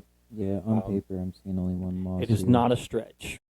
Maybe USC, maybe. I want to be fair. Maybe. I don't think so. But it's on the road. It's a night game at USC. Who knows? But really, I'm seeing 10-2. At worst, really, Michigan should be a one-loss, at the absolute most, 2-loss team. One loss, the worst 2-loss team going into that matchup against Ohio on the 29th of November. Yeah, I think the ceiling's 11-1, floor is 9-3. That's what I think for Michigan right now. I see 1 loss, 2 losses at the most more. Yeah. Is it just me, or is it kind of getting to the point wherever you hear the name Bryce Underwood, the Michigan N just pops in your name? Yeah, I'm okay with that. I don't know what it is. I don't know if it's how you say his last name or something. I just think about the Michigan M whenever I hear his name. All right, guys, what else you think? Rankings? New rankings have come out. Tennessee was finally free of the clutches of 15. Thank God. Who Tennessee got next? They got Arkansas, and then they play Alabama. So I'm seeing out of Tennessee's last, I'm seeing like it's the same way I see Alabama. The ceiling being 11-1, the floor being 9-3 for Tennessee. The rankings. I'm just gonna say the one thing I want to say about the rankings. The biggest loser was Iowa State. They dropped 8. Second was Florida State. They dropped 7. Several big climbers. You have multiple teams that moved up 5 positions, being Virginia, BYU, Illinois, Notre Dame, Michigan, and Missouri. But other than that, everything holds pretty tight. This is the one thing I'll say, and I'll turn it over to you guys. Obviously, I'm not an Ohio fan, but I think Ohio should be 3rd at best. I think Miami 1, Oregon 2, and then Ohio 3. So played nobody. You guys want me to read the top 25, Uncle B? What do you want me to do? Do you have them there? You want to talk about it? What do you guys think? Read them. So AP poll, which I can watch this. I'm going to have Jeremiah factory reset. The AP poll is the greatest poll ever, and I think they should start it exactly when they do. No. They shouldn't start it in preseason because it's just they're fake. Really. Yeah, I mean, it says a lot when the 1 and 2 in the AP preseason poll are now no longer ranked. Okay, Ohio State. I'll go obviously in order: Ohio State, Miami, Oregon, Ole Miss, A&M, Oklahoma, Indiana, Alabama, Texas Tech, Georgia, LSU, Tennessee, Georgia Tech, Missouri, Michigan, Notre Dame, Illinois, BYU, Virginia, Vanderbilt, Arizona State, Iowa State, Memphis, South Florida, Florida State. That's the AP. You can do the coaches if you guys want. You know what team I don't feel like is getting enough love? Georgia Tech. I agree with you. Agreed. No one's talking about them. And that's probably Like okay with Haynes them. King, the quarterback, right? Yeah. Why is he not in more conversations? Like, he can throw it, he can run it, he's a true dual threat quarterback. But nobody gives him love that I hear. In a very complicated offense, right? That triple option, you know? They still run that? Kinda. They run a lot of different stuff, but yeah, kinda. Georgia Tech's a sneaky team, man. You gotta watch out. I agree with that. A few people I've seen online have them in their college football playoff bracket. They have Georgia Tech in there, sneaking in there. Also, I want to give a quick shout out to Memphis, now bowl eligible and ranked. I'm glad they're finally getting some respect as well. I don't think Memphis was the best last year, but they were promising last year. I'm just glad that they're now getting some love. Hey, so South Florida is ranked, right? You know who their head coach is, Jer? He was Tennessee's offensive coordinator. What year? When did he become South Florida's coach? 3 years ago? So, 3 years ago. That's the guy we won. I think we beat Bama with Hendon Hooker and all that a couple years ago. Maybe we could get him to come to Kentucky. What do y'all think about that? I would rather be at South Florida than Kentucky right now. Hey. Well, speaking of South Florida, in 2 weeks, South Florida comes calling. South Florida at Memphis. That could be a great game. Be a great game. Could be a game that decides which one of these teams goes to the playoff. You know, when that Power 5 plus 1 or however they do it. Yeah. So that game, the winner of that game probably is going to be in the playoff. No questions asked. Yeah. Yeah, because they're in the same conference. They are. Yep. I want to talk about Indiana for a minute. They go to Oregon this week. We owed them a huge apology a couple weeks ago. I thought they were done, should have been done when they went to Illinois, but they beat Illinois like a drum, 63-10. Yeah, 63-10. Now they got to go, out to Eugene. It's a 3:30 p.m. kick on CBS. So we are going to learn very quickly who Indiana really is. They're ranked 7 in the coaches poll and the AP poll. So I just think that's an interesting matchup that we're going to get a really good barometer of who this team is. So here's my question. So Cignetti, or however you say his name, Indiana's head coach, How is he doing this? It's a great question. It's Indiana. Yeah. It's not like he took over a Penn State or a USC or somebody like that. It's Indiana. And made the college football playoff last year. And then, what are they now? What's their record right now? 5-0. 5-0. Biggest So win he's lost over what? Illinois. So he's lost what?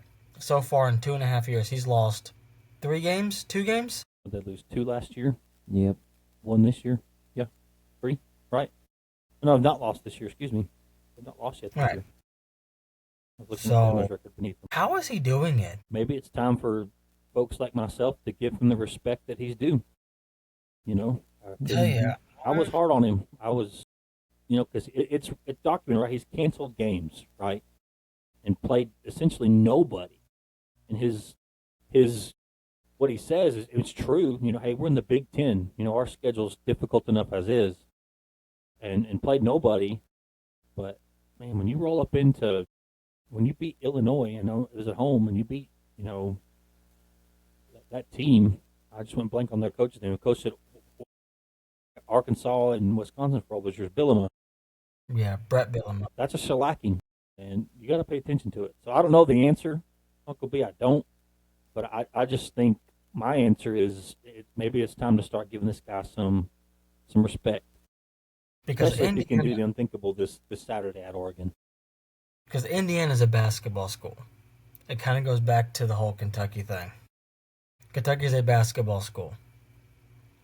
And Kentucky doesn't give a lot of money to the football program. Let's just be honest. Well, Indiana's football, I don't know what their NIL is, but it can't be a whole lot. And he is still competing and winning.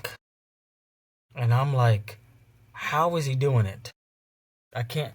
Great coach, I guess. Probably a great evaluator of talent. And I really wish that Kentucky could figure something else. Figure something out like that. Well, a couple things is he's making Indiana attractive in recruiting and the transfer portal. Who knows what they're doing with NIL, but he's making Indiana a place that people want to go to. And that wasn't the case 2 years ago.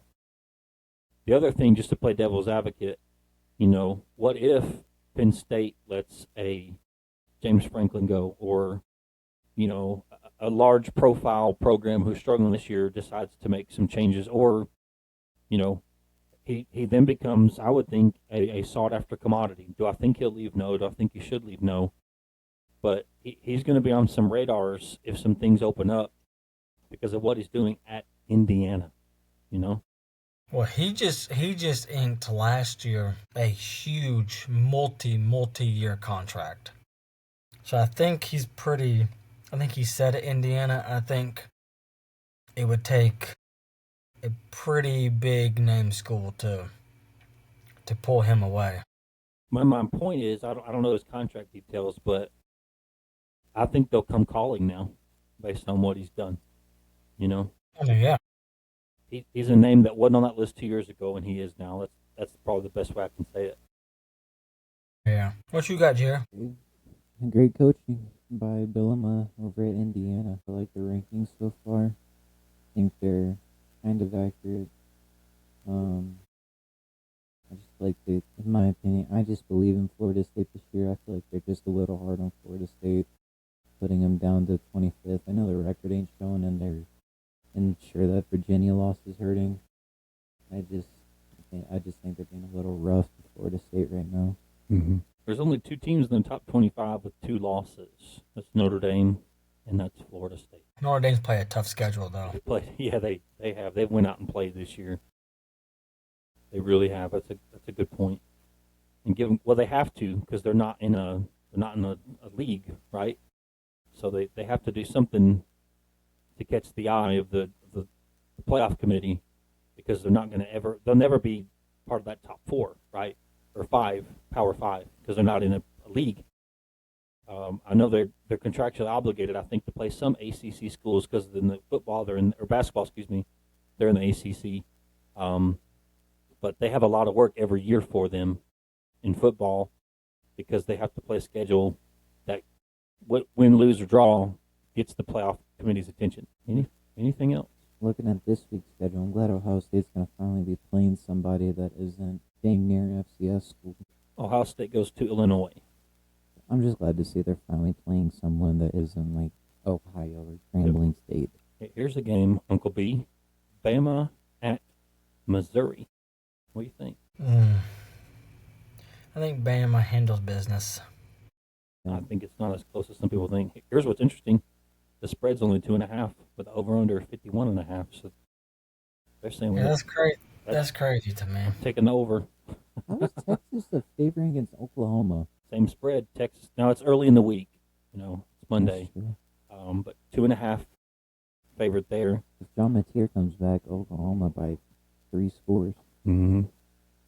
Now that's something we're not talking about in this big game. Is they're without Mateer, so that could play a factor in. If not Texas winning, then it being a little closer than it probably would have been, because Mateer's insane. We talked about Indiana at Oregon. Again, Oklahoma, Texas, Red River rivalry. And then Florida. Not a lot of ranked games coming up. Florida at A&M. Georgia at Auburn. I think this one might be a silent good one. Utah, Arizona State.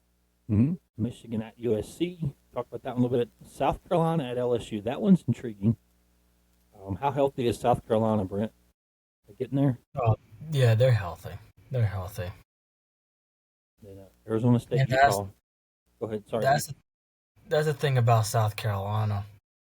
Is I don't know why, but South Carolina is such a second half team. You have to catch them early. Mm-hmm. So no, they're healthy and they're rolling. Everything. College football? I think so. Go NFL. I'm going to go ahead and call it a night, guys, because we've been on for an hour and 48 minutes. I'm good. All right. I love you guys. Love you guys. See ya. He went off. Yeah. Okay. Mind if I take your chair? Okay. Real quick, let me get switch over. I'll just use your mic. I'll still use my headphones. Give me a thing. All right. So, you guys just have me for the second half. So we are on to the NFL. I don't know too much about the NFL, like I have said before. I'll just go off Dad's notes here, because, yeah. So the NFL, there are no more undefeated teams. That is probably the only thing that has been sticking out. Right now, Week 5 is wrapping up. The Jaguars are beating the Chiefs right now. Jaguars are a little sneaky. Looking at the box score here, the Chiefs have been shut out so far in the second half. Granted, the fourth quarter is only starting, but a 14-point third quarter from the Trevor Lawrence right now having a touchdown.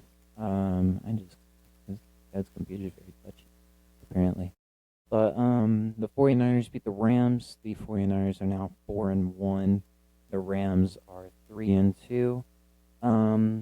Another standout is there is only one winless team right now, and that is the New York Jets. They are that team. I see them being stronger on the defensive side of the ball than they are on the offensive side of the ball, because, of course, they lost Aaron Rodgers to Pittsburgh, and then Devontae Adams went to L.A. And then the Colts beat the Raiders. Saints beat the Giants to go on. The Cowboys sent the Jets to 0-5. A 37-22 victory there by the Cowboys. The Broncos gave the Eagles their first loss at home, which was, in my opinion, very interesting. Watch that game. I was watching the Giants game. Oh wait, no, that game was on before the Giants. My bad. But I just didn't watch that game. If anything happened, I would like to know. Panthers beat the Dolphins. Panthers are 2-3 right now. And if you had Rico Dowdle on your fantasy team, you're probably glad you started him. 206 yards rushing is not an easy achievement in the NFL whatsoever. Now, everything we said in episode 1 about the everything we said about the Ravens in episode 1, chuck that out the nearest window because that was all that was rough.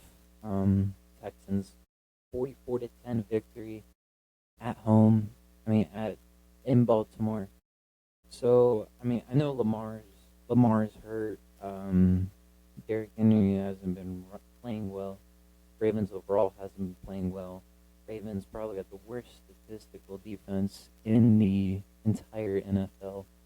And yeah, my Titans get their first win of the season. It was a very weird fourth quarter to watch for sure. Cam Ward throws an interception on the game-winning drive. He throws an interception, then it fumbles back to the end zone. Tyler Lockett drops down for the touchdown. Then Joey Sly hits the go-ahead walk-off field goal for the Titans, and Cam Ward gets probably the most chaotic first win in the NFL. The Buccaneers beat the Seahawks. Baker Mayfield looking more and more like an MVP this year. Great game for Emeka Egbuka as well. The rookie had 163 yards and a touchdown. Baker Mayfield had 379 yards and 2 touchdowns. I know earlier we said we'll get back to NASCAR. I'll probably do a quick cover-up on NASCAR myself. Just a quick warning on you guys. I do not know NASCAR like my dad does. He can probably tell you everything about a car with his eyes closed. I cannot. I don't know the rules like he does. But just wanting to let y'all know on that part too. So this is going to probably be a very long episode. And I'm going to be up tonight. I've already been recording for 2 hours. Almost. The Lions beat the Bengals 37-24. Great game by Detroit. I watched a little bit of that game, and it was a really fun game to watch. 21 points though in the fourth quarter by the Bengals. I did see an interesting stat. Apparently, Jahmyr Gibbs and David Montgomery have both scored in 14 consecutive games. I think is what the notification said from Bleacher Report. The Commanders beat the Chargers in Jaden Daniels' comeback game, just all-around dominant game by the Washington Commanders. The Chargers might be slipping a little. They're now 3-2. So, granted, it is only, what week is this? Week 5. So, a lot can change between now and Jaguars right now have the ball, too, against the Chiefs right now. Apparently, the Jags had a 99-yard pick six for that first score, and then Trevor Lawrence ran up the middle for that second score there late in the third quarter. And Jacksonville right now has the ball. So if the Jags win this game, they'll go into 4-1, and then if the Chiefs win this game, they'll go to 3-2. Back here to the bottom, last night the Patriots beat the Bills. Great game by Drake May. He had a really good game, and Stephon Diggs as well. Stephon Diggs, 10 receptions, 146 yards, and then Drake May had 273 yards, which was a very interesting to say the least. What's interesting to me here, though, if I'm looking at this correctly, looks like there's none of their. Okay, here it is. I didn't see that right. Ramondre Stevenson had 2 touchdowns for the Patriots. Because I was just scrolling. I didn't see Drake May didn't have any touchdowns. The defense didn't have any touchdowns. The receivers didn't have any touchdowns. So, scoring by quarter, New England 3-3, 7-10, and then Buffalo 0-3. So it was still a close game in Buffalo, but I don't think that means too much for the Bills. The Bills still seem like a very dangerous team, like they normally are. Let's see. Quick last-minute rundown. The Chiefs right now is 2nd and 7 at the Jacksonville 15. Jaguars with the ball. 14-21 your score in Jacksonville right now. So, that's a good point for the Lions. Lions have won 4 straight now after that week 1 punishment that was handed to them from the Packers. Kicking off week 6 though, it'll be a NFC matchup between the Eagles and Giants. So gonna win that one. And then we'll go over all that on Thursday like we normally do. So on to NASCAR. I do remember that earlier we were talking about the playoffs, about how the playoffs work, how NASCAR fans want the stuff to change. Keep the playoffs. My ultimate opinion.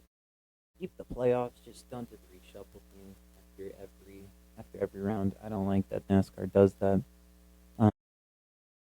I wouldn't reshuffle them. Just the next 4 that are there are down because, like I said earlier, it kills a guy's confidence. I think Joey Logano should not be in there. It was a bit of a reckless last bit by Ross Chastain there. And Denny was just an innocent bystander, and of course, Denny probably. I know he had no way of knowing the situation that he was accidentally in, because, like we said, his crew chief and spotter were quiet for the last 2 laps there at the Roval, and I can see lap results. So your average lap was maybe a minute and 27 seconds. That's what Kyle Larson and a lot of these other guys are in. I'm seeing a lot of 87s and 88s on their best lap times. That is 2 minutes and 40 seconds of just constant silence, nothing on points from the spotter. So I think Denny probably would have raced a little different there at the end and probably let the one go on to the next round of playoffs, because that would ultimately kick out a Penske car. And like we said, Penske's a dangerous team when it comes to playoff time. All 3 of their drivers made it to the round of 12. One just got eliminated, Austin Cindric, and then Joey Logano and Ryan Blaney. Penske has won the last 3 championships. Logano, Blaney, Logano. And so I think and Denny, he's been saving Logano. It's happened the past 2 weeks. Would have won last week. That would have put Joey below the cutoff line, and Joey probably would have gotten cut out of this race if Denny knew the Ross Chastain point situation. So right now, Joey could not be in the playoffs. Right now, Bubba Wallace could be one of those 4 drivers that are right there in the top 4. Right now, your round of 8 drivers, though, are Denny Hamlin, Ryan Blaney, Kyle Larson, William Byron, Christopher Bell, Chase Elliott, Chase Briscoe, and Joey Logano. We got Las Vegas. That is where Joey Logano won last year to advance himself to the next round. And then the next round after this is the Championship 4, where 4 drivers battle it out Phoenix for the last championship, for that championship. And, so it's interesting how Denny has kind of saved Joey a little bit this year. So yeah, Joey should not be in there. And then right now my championship 4, looking at how things might go, my championship 4 is probably Denny, Ryan Blaney, Kyle Larson, and probably Chase Briscoe. But by how Briscoe's been racing, looks like my championship pick hasn't been too correct.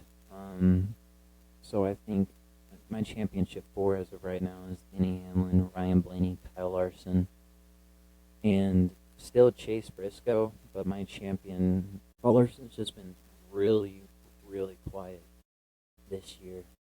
Well, especially in these playoffs, he hasn't won a race in a while. That 5, he's hungry for a win. I'm sure he is. And he's a great driver. Kyle Larson, best driver in the world, in my opinion. Right now, the guys that are in the playoffs currently that are former champions are Ryan Blaney, Kyle Larson, Chase Elliott and Joey Logano. Ryan Blaney won in 2023, Kyle Larson in 2021, Chase Elliott in 2020, and then Joey Logano in, when did he win his first one? I have to look real quick. Logano, trying to see if I spell his name right. Joey Logano won his first NASCAR Cup Series championship in 2018. So, that's insane. That is 3 championships in 8 years for the 22. Chase Elliott, he has not been the same ever since he broke his leg in 2023. If you look at his career stats, it's shown. Because, like I said, in 2023 and 2024, between those 2 years, he had 1 win, I think. I think he went winless in 2023. So it was interesting for Chase, but Chase is starting to show his old self. That's for sure. SVG won again. His techniques that he does not want them to show. Larson was close there as well. Scariest thing right now is SVG, Shane Van Gisbergen, is figuring out ovals. He got 10th at Kansas last week. And earlier this year, I think they call them the Legend Cars, I believe. I can't, not 100% sure. But they did a small race at Charlotte Motor Speedway. All they do is the small, like, oval there at Charlotte. Pit road's a little bit of the backstretch. He won that race. So if SVG figures out ovals, SVG will be a really, really scary driver. And then earlier, the playoffs, NASCAR fans want the playoffs gone. Some people are complaining that they want the playoffs gone. I'm not on that train of the 36 race, championship. It's like I said at the beginning of the episode. What if a guy just completely dominates? You know, like I said with 2021 Larson, dominated that year, had 10 wins, led 2,000 of 9,000 laps. So I think Kyle Larson has that record from that year of most laps led in a season by one guy. So that means the championship would have been decided months before the championship race would have even taken place. So what's the point of even watching NASCAR for those last 2 months if your champion's already decided? That's my only thing about it. So keep the playoffs. Let these guys keep driving for it. My only problem with the playoffs is the reshuffle, you know? So just don't do away with the playoffs. Logano getting in by the skin of his teeth. I think if Denny knew what was going on, I think he would have changed the way he raced at the end. I think there at the end, he would let the one still, because after the one with the aggressive move accidentally spun him and Denny, the one put it in reverse, trying to get it across the line. But Joey ultimately came back. I think Denny would have raced a little different, probably would have let the one still beat him. Probably not to where it's race manipulation, but still let him win so he could advance, and then that would knock Joey out. Anything else? Oh yeah, pit road. There was a couple of mistakes by Chastain. He sped on pit road. He didn't turn left out of pit road, and so it was just rough for him. I feel like if Chastain didn't have those issues, he probably still would have advanced. He probably wouldn't have to race like he did there at the end if he didn't have those issues. So Joey Logano, he's just been so dang lucky in these last little bit of the playoffs, whether it's the 11 saving him and it's the one having pit road issues. After this race, the drivers that are out are Austin Cindric, Bubba Wallace and Tyler Reddick, and Ross Chastain. So yeah, this run of 8 could be completely different if Kansas went different, and if Charlotte went different. We'd have the 1 and the 23 in the playoffs right now, and that would probably mean, I think the 2 that would probably be out. Is there a way to see past playoffs? Probably not. No, there's not. 2 out would probably be Chase and Joey. Chase raced. Where did Chase finish? Chase finished 8th. Seatbelt won. Byron? I don't know. I think Byron's maybe Briscoe? I got heartbreaking in there. Where did Briscoe? 14th.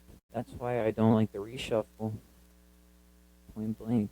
Chase Briscoe had a good year, had a good start to the playoffs, but then he gets thrown out like that. So yeah, the two that would probably not be on here are both Chases. By would probably be Chase Briscoe and Joey Logano. Yeah, by how these points are stacked up right now, Chase Briscoe would have been out because Bubba Wallace would have won last week. Well, Joey would have been out last week because Bubba would have won, and I'm sure if Chastain didn't have those issues, he still would have. I'm sure if Chastain didn't have those issues, he still would have done. He still would have probably been Chase Briscoe. So yeah, that's rough. Only one position right there in between Ross Chastain and Joey Logano. Like legit from 18th down to 22nd. Actually, from 19th down to 23rd, it goes Ricky Stenhouse Jr., Joey Logano, Ross Chastain, Cole Custer, Denny Hamlin. I think a few things came out too about Cole Custer having some alleged race manipulation. So that's my thing. Anything else? So yeah, the round of 8, probably the most challenging. Round of 8, probably the most challenging round of the entire playoffs. Round 1 being Darlington, Worldwide Technology, Bristol Motor Speedway. 2 of those tracks are listed as a short track. The round of 12, New Hampshire, short track.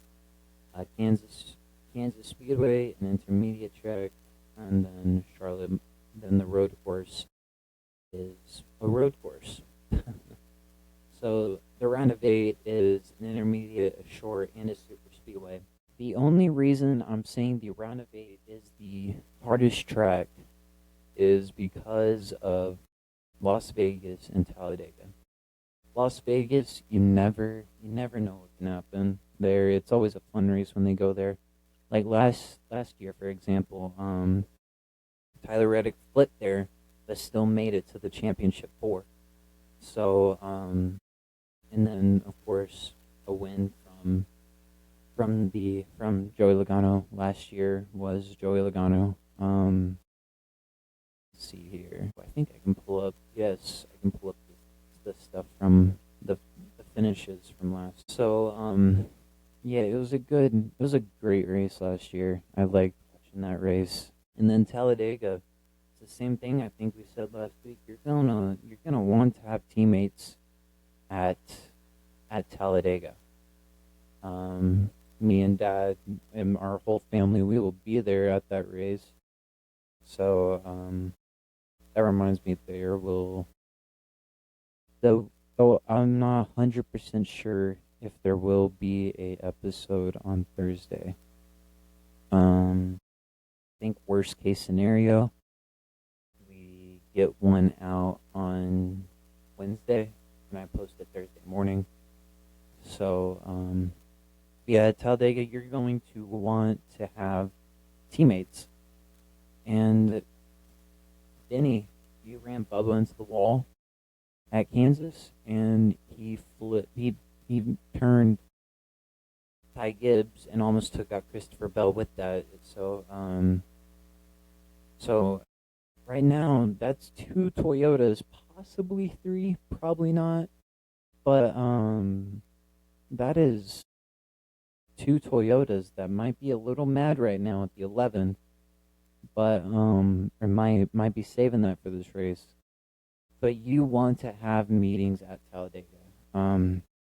All 3 manufacturers, Ford, Toyota, Chevy, all 3 manufacturers have meetings with the drivers on strategy. It's not just singular team strategy.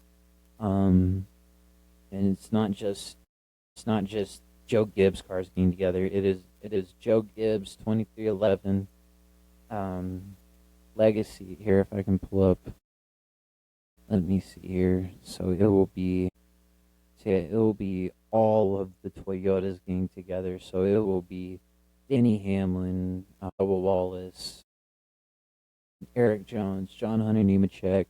All of them will all be in the same meeting. For Chevy, it'll be Kyle Larson, Ross Chastain, Kyle Busch, Carson Hocevar, all in the same meeting. For Ford, it'll be Brian Blaney. It won't just be these drivers. It will be every driver that drives a Ford car out there on the track every week will all be in the same meeting. And this year they will all be in the same meeting, listening to each other on what to do. Right now, the best driver this year so far has been Denny Hamlin, though. He doesn't have as much top tens as others, but he has the most wins outside of SVG. But so Talladega is a track you want to have friends on. It's a really big. It's a 2.5. Let me see here. The last year's winner here in the fall race, anyways, was Ricky Stenhouse Jr. Not even a playoff driver last year. Yeah, it's a 2.66 mile track. So you want to have friends. They run 188 laps around this track. The backstretch, the Alabama Gang Super Stretch, is one of the longest straightaways on the NASCAR schedule. And you're going to want to have friends. Like I've said, you're going to want the draft. If you plan to watch this race, you will probably see it. All of the Toyota, these guys might go 210 miles an hour, bumper to bumper, just turning all in unison in 3 lines, going 3 wide, dangerous. Just going 3 wide, all going 210 miles an hour with bumper to bumper. Like there might be a less than an inch of space between you and the car to your right or the car to your left. So yeah, and you'll see all the Chevys will probably get in one line, all the Toyotas will probably get in one line, all the Fords will get in one line, and just work together for the majority of that race. Martinsville, the very next race, that will be a fun race to watch as well. Martinsville is where the Hell Melon was. First NASCAR changed some rules after that, but they go from a 2.5 mile from a 2.66 mile track to a half mile track. Martinsville, ton of lap traffic there. That's the most dangerous thing probably there. It's a very narrow track, not much room to pass. Your best chances of passing, if the cars in front of you are not 3 wide, are on the straightaway, the back straightaway. Because other than that, it's just wall, 3 lanes, wall. Only 3 cars can fit in there, so if they're going 2 by 2, you can only pass up top. And then the final race of the year on November 2nd is Phoenix, where the championship will take place. For the last time, it'll take place at Phoenix. Next year, they will move it back to Homestead, Miami, which I'm kind of glad to hear about. Speaking of Larson, I know earlier I was talking about he's just desperate. He's wanting a win so bad right now. Kyle Larson's last win was May 11th at Kansas Motor Speedway.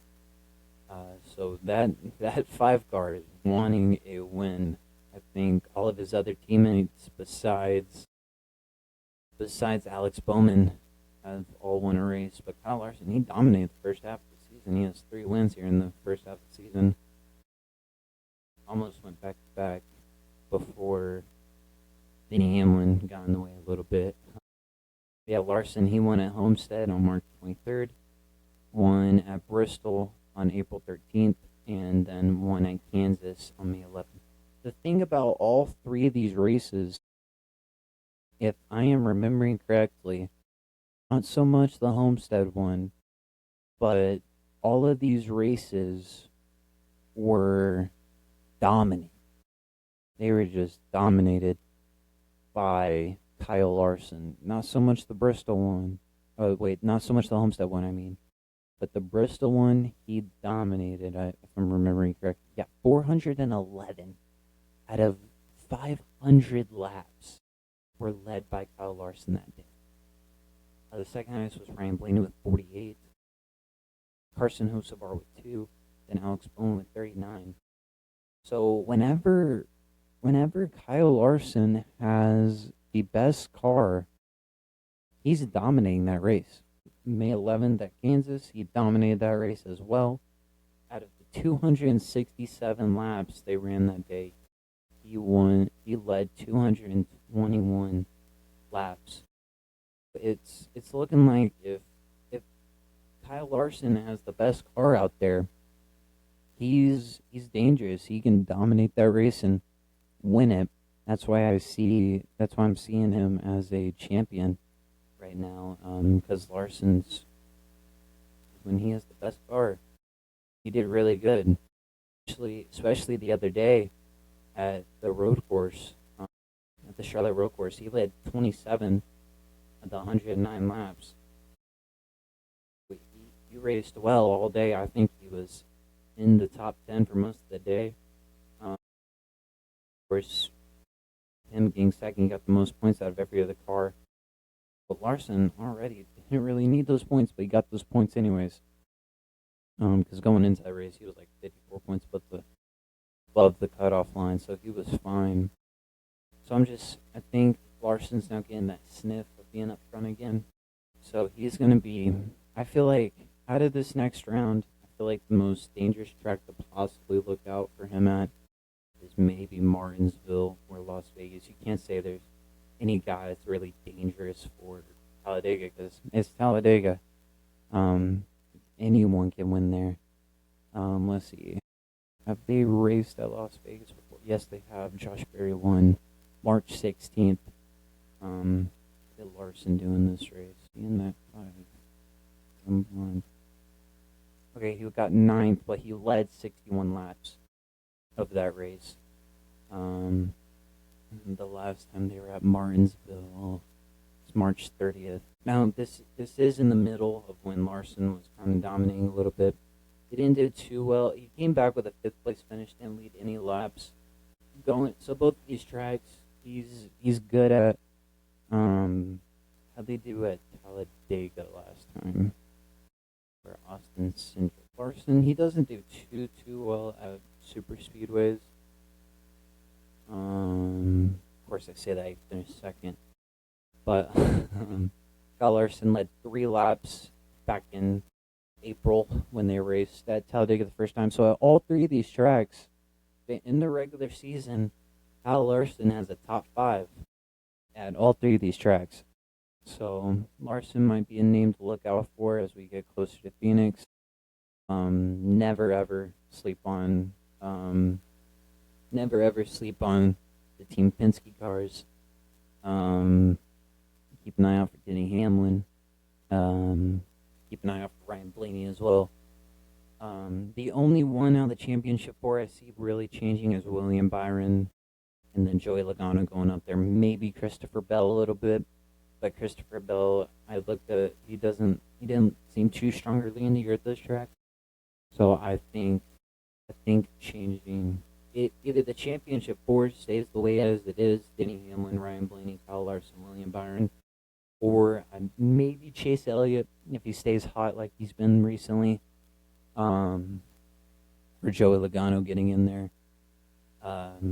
That's the only one I see really changing. That 4 spots are very wide open, I think.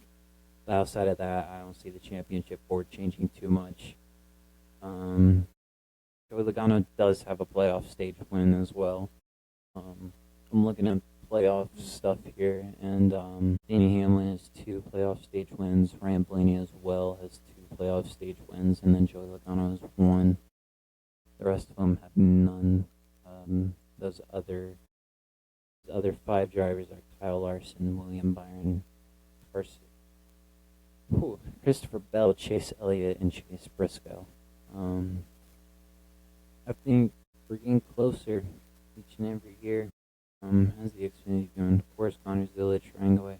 Connor Zilic is probably going to be your Xfinity champ, and same with with the Craftsman Truck Series. Corey Heim's going to be your champ right now. Is Carson Osbar? Yeah, he's already advanced. In the standings right now. Carson. Oh my gosh, I like thinking of Carson Osbar. Oh my goodness! Wow. I'm looking at the truck stuff right here. Corey Heim this year in 22 starts has 10 wins, 16 top fives, 18 top tens, and has led 1,444 laps. Insane. So he's not going to be in truck next year. I think they've said that. But Corey Heim, he's ran a few cup races this year. He's driven the number 67 for 2311. He's been the fourth car out there. In Nashville, I think Nashville was his most recent cup race. I believe. No, Bristol was, not Bristol. Not Nashville, Bristol. Bristol was the most recent race when they raced there in the round of 12. He got sixth place in that race. So it's looking like Corey Heim's going to be, him and Connor Zilic are looking like the future of NASCAR. Corey Heim's already advanced to the championship for Rajah Carruth, another dangerous guy in the truck series, another future in NASCAR. He's had a few Xfinity races this year. So yeah, it's looking good if you're a junior motorsports fan. Very close in the Xfinity for those last two spots in the Championship 4. Championship 4 in the Xfinity series right now, so the AAA of NASCAR is Connor Zilic, Justin Allgaier, Brandon Jones, and Sam Mayer. And then the four below are Jesse Love, Sammy Smith, Carson Kufpil, I don't know how to say his name, and then Sheldon Creed. Right now, Connor Zilic is your champion. Right now, no one else is really close to what he's been doing. Because if you just look at the past couple of races for Xfinity, especially in the second half, Connor Zilic only had one win in the first half of the season, and that was at COTA. But outside of that, looks like Connor Zilic's next win was at Pocono. So the tricky triangle. And after that, ever since July 12th, Connor Zilic has just went off. One at Sonoma, one at Dover, one at Indianapolis, one at the Glen where he broke his collarbone, came back 2 weeks later, won Daytona, one at Portland, one at Worldwide Technology, one again at the Charlotte Road Course, and then they go on to Las Vegas, then Talladega. So the Cup Series right now, the least predictable.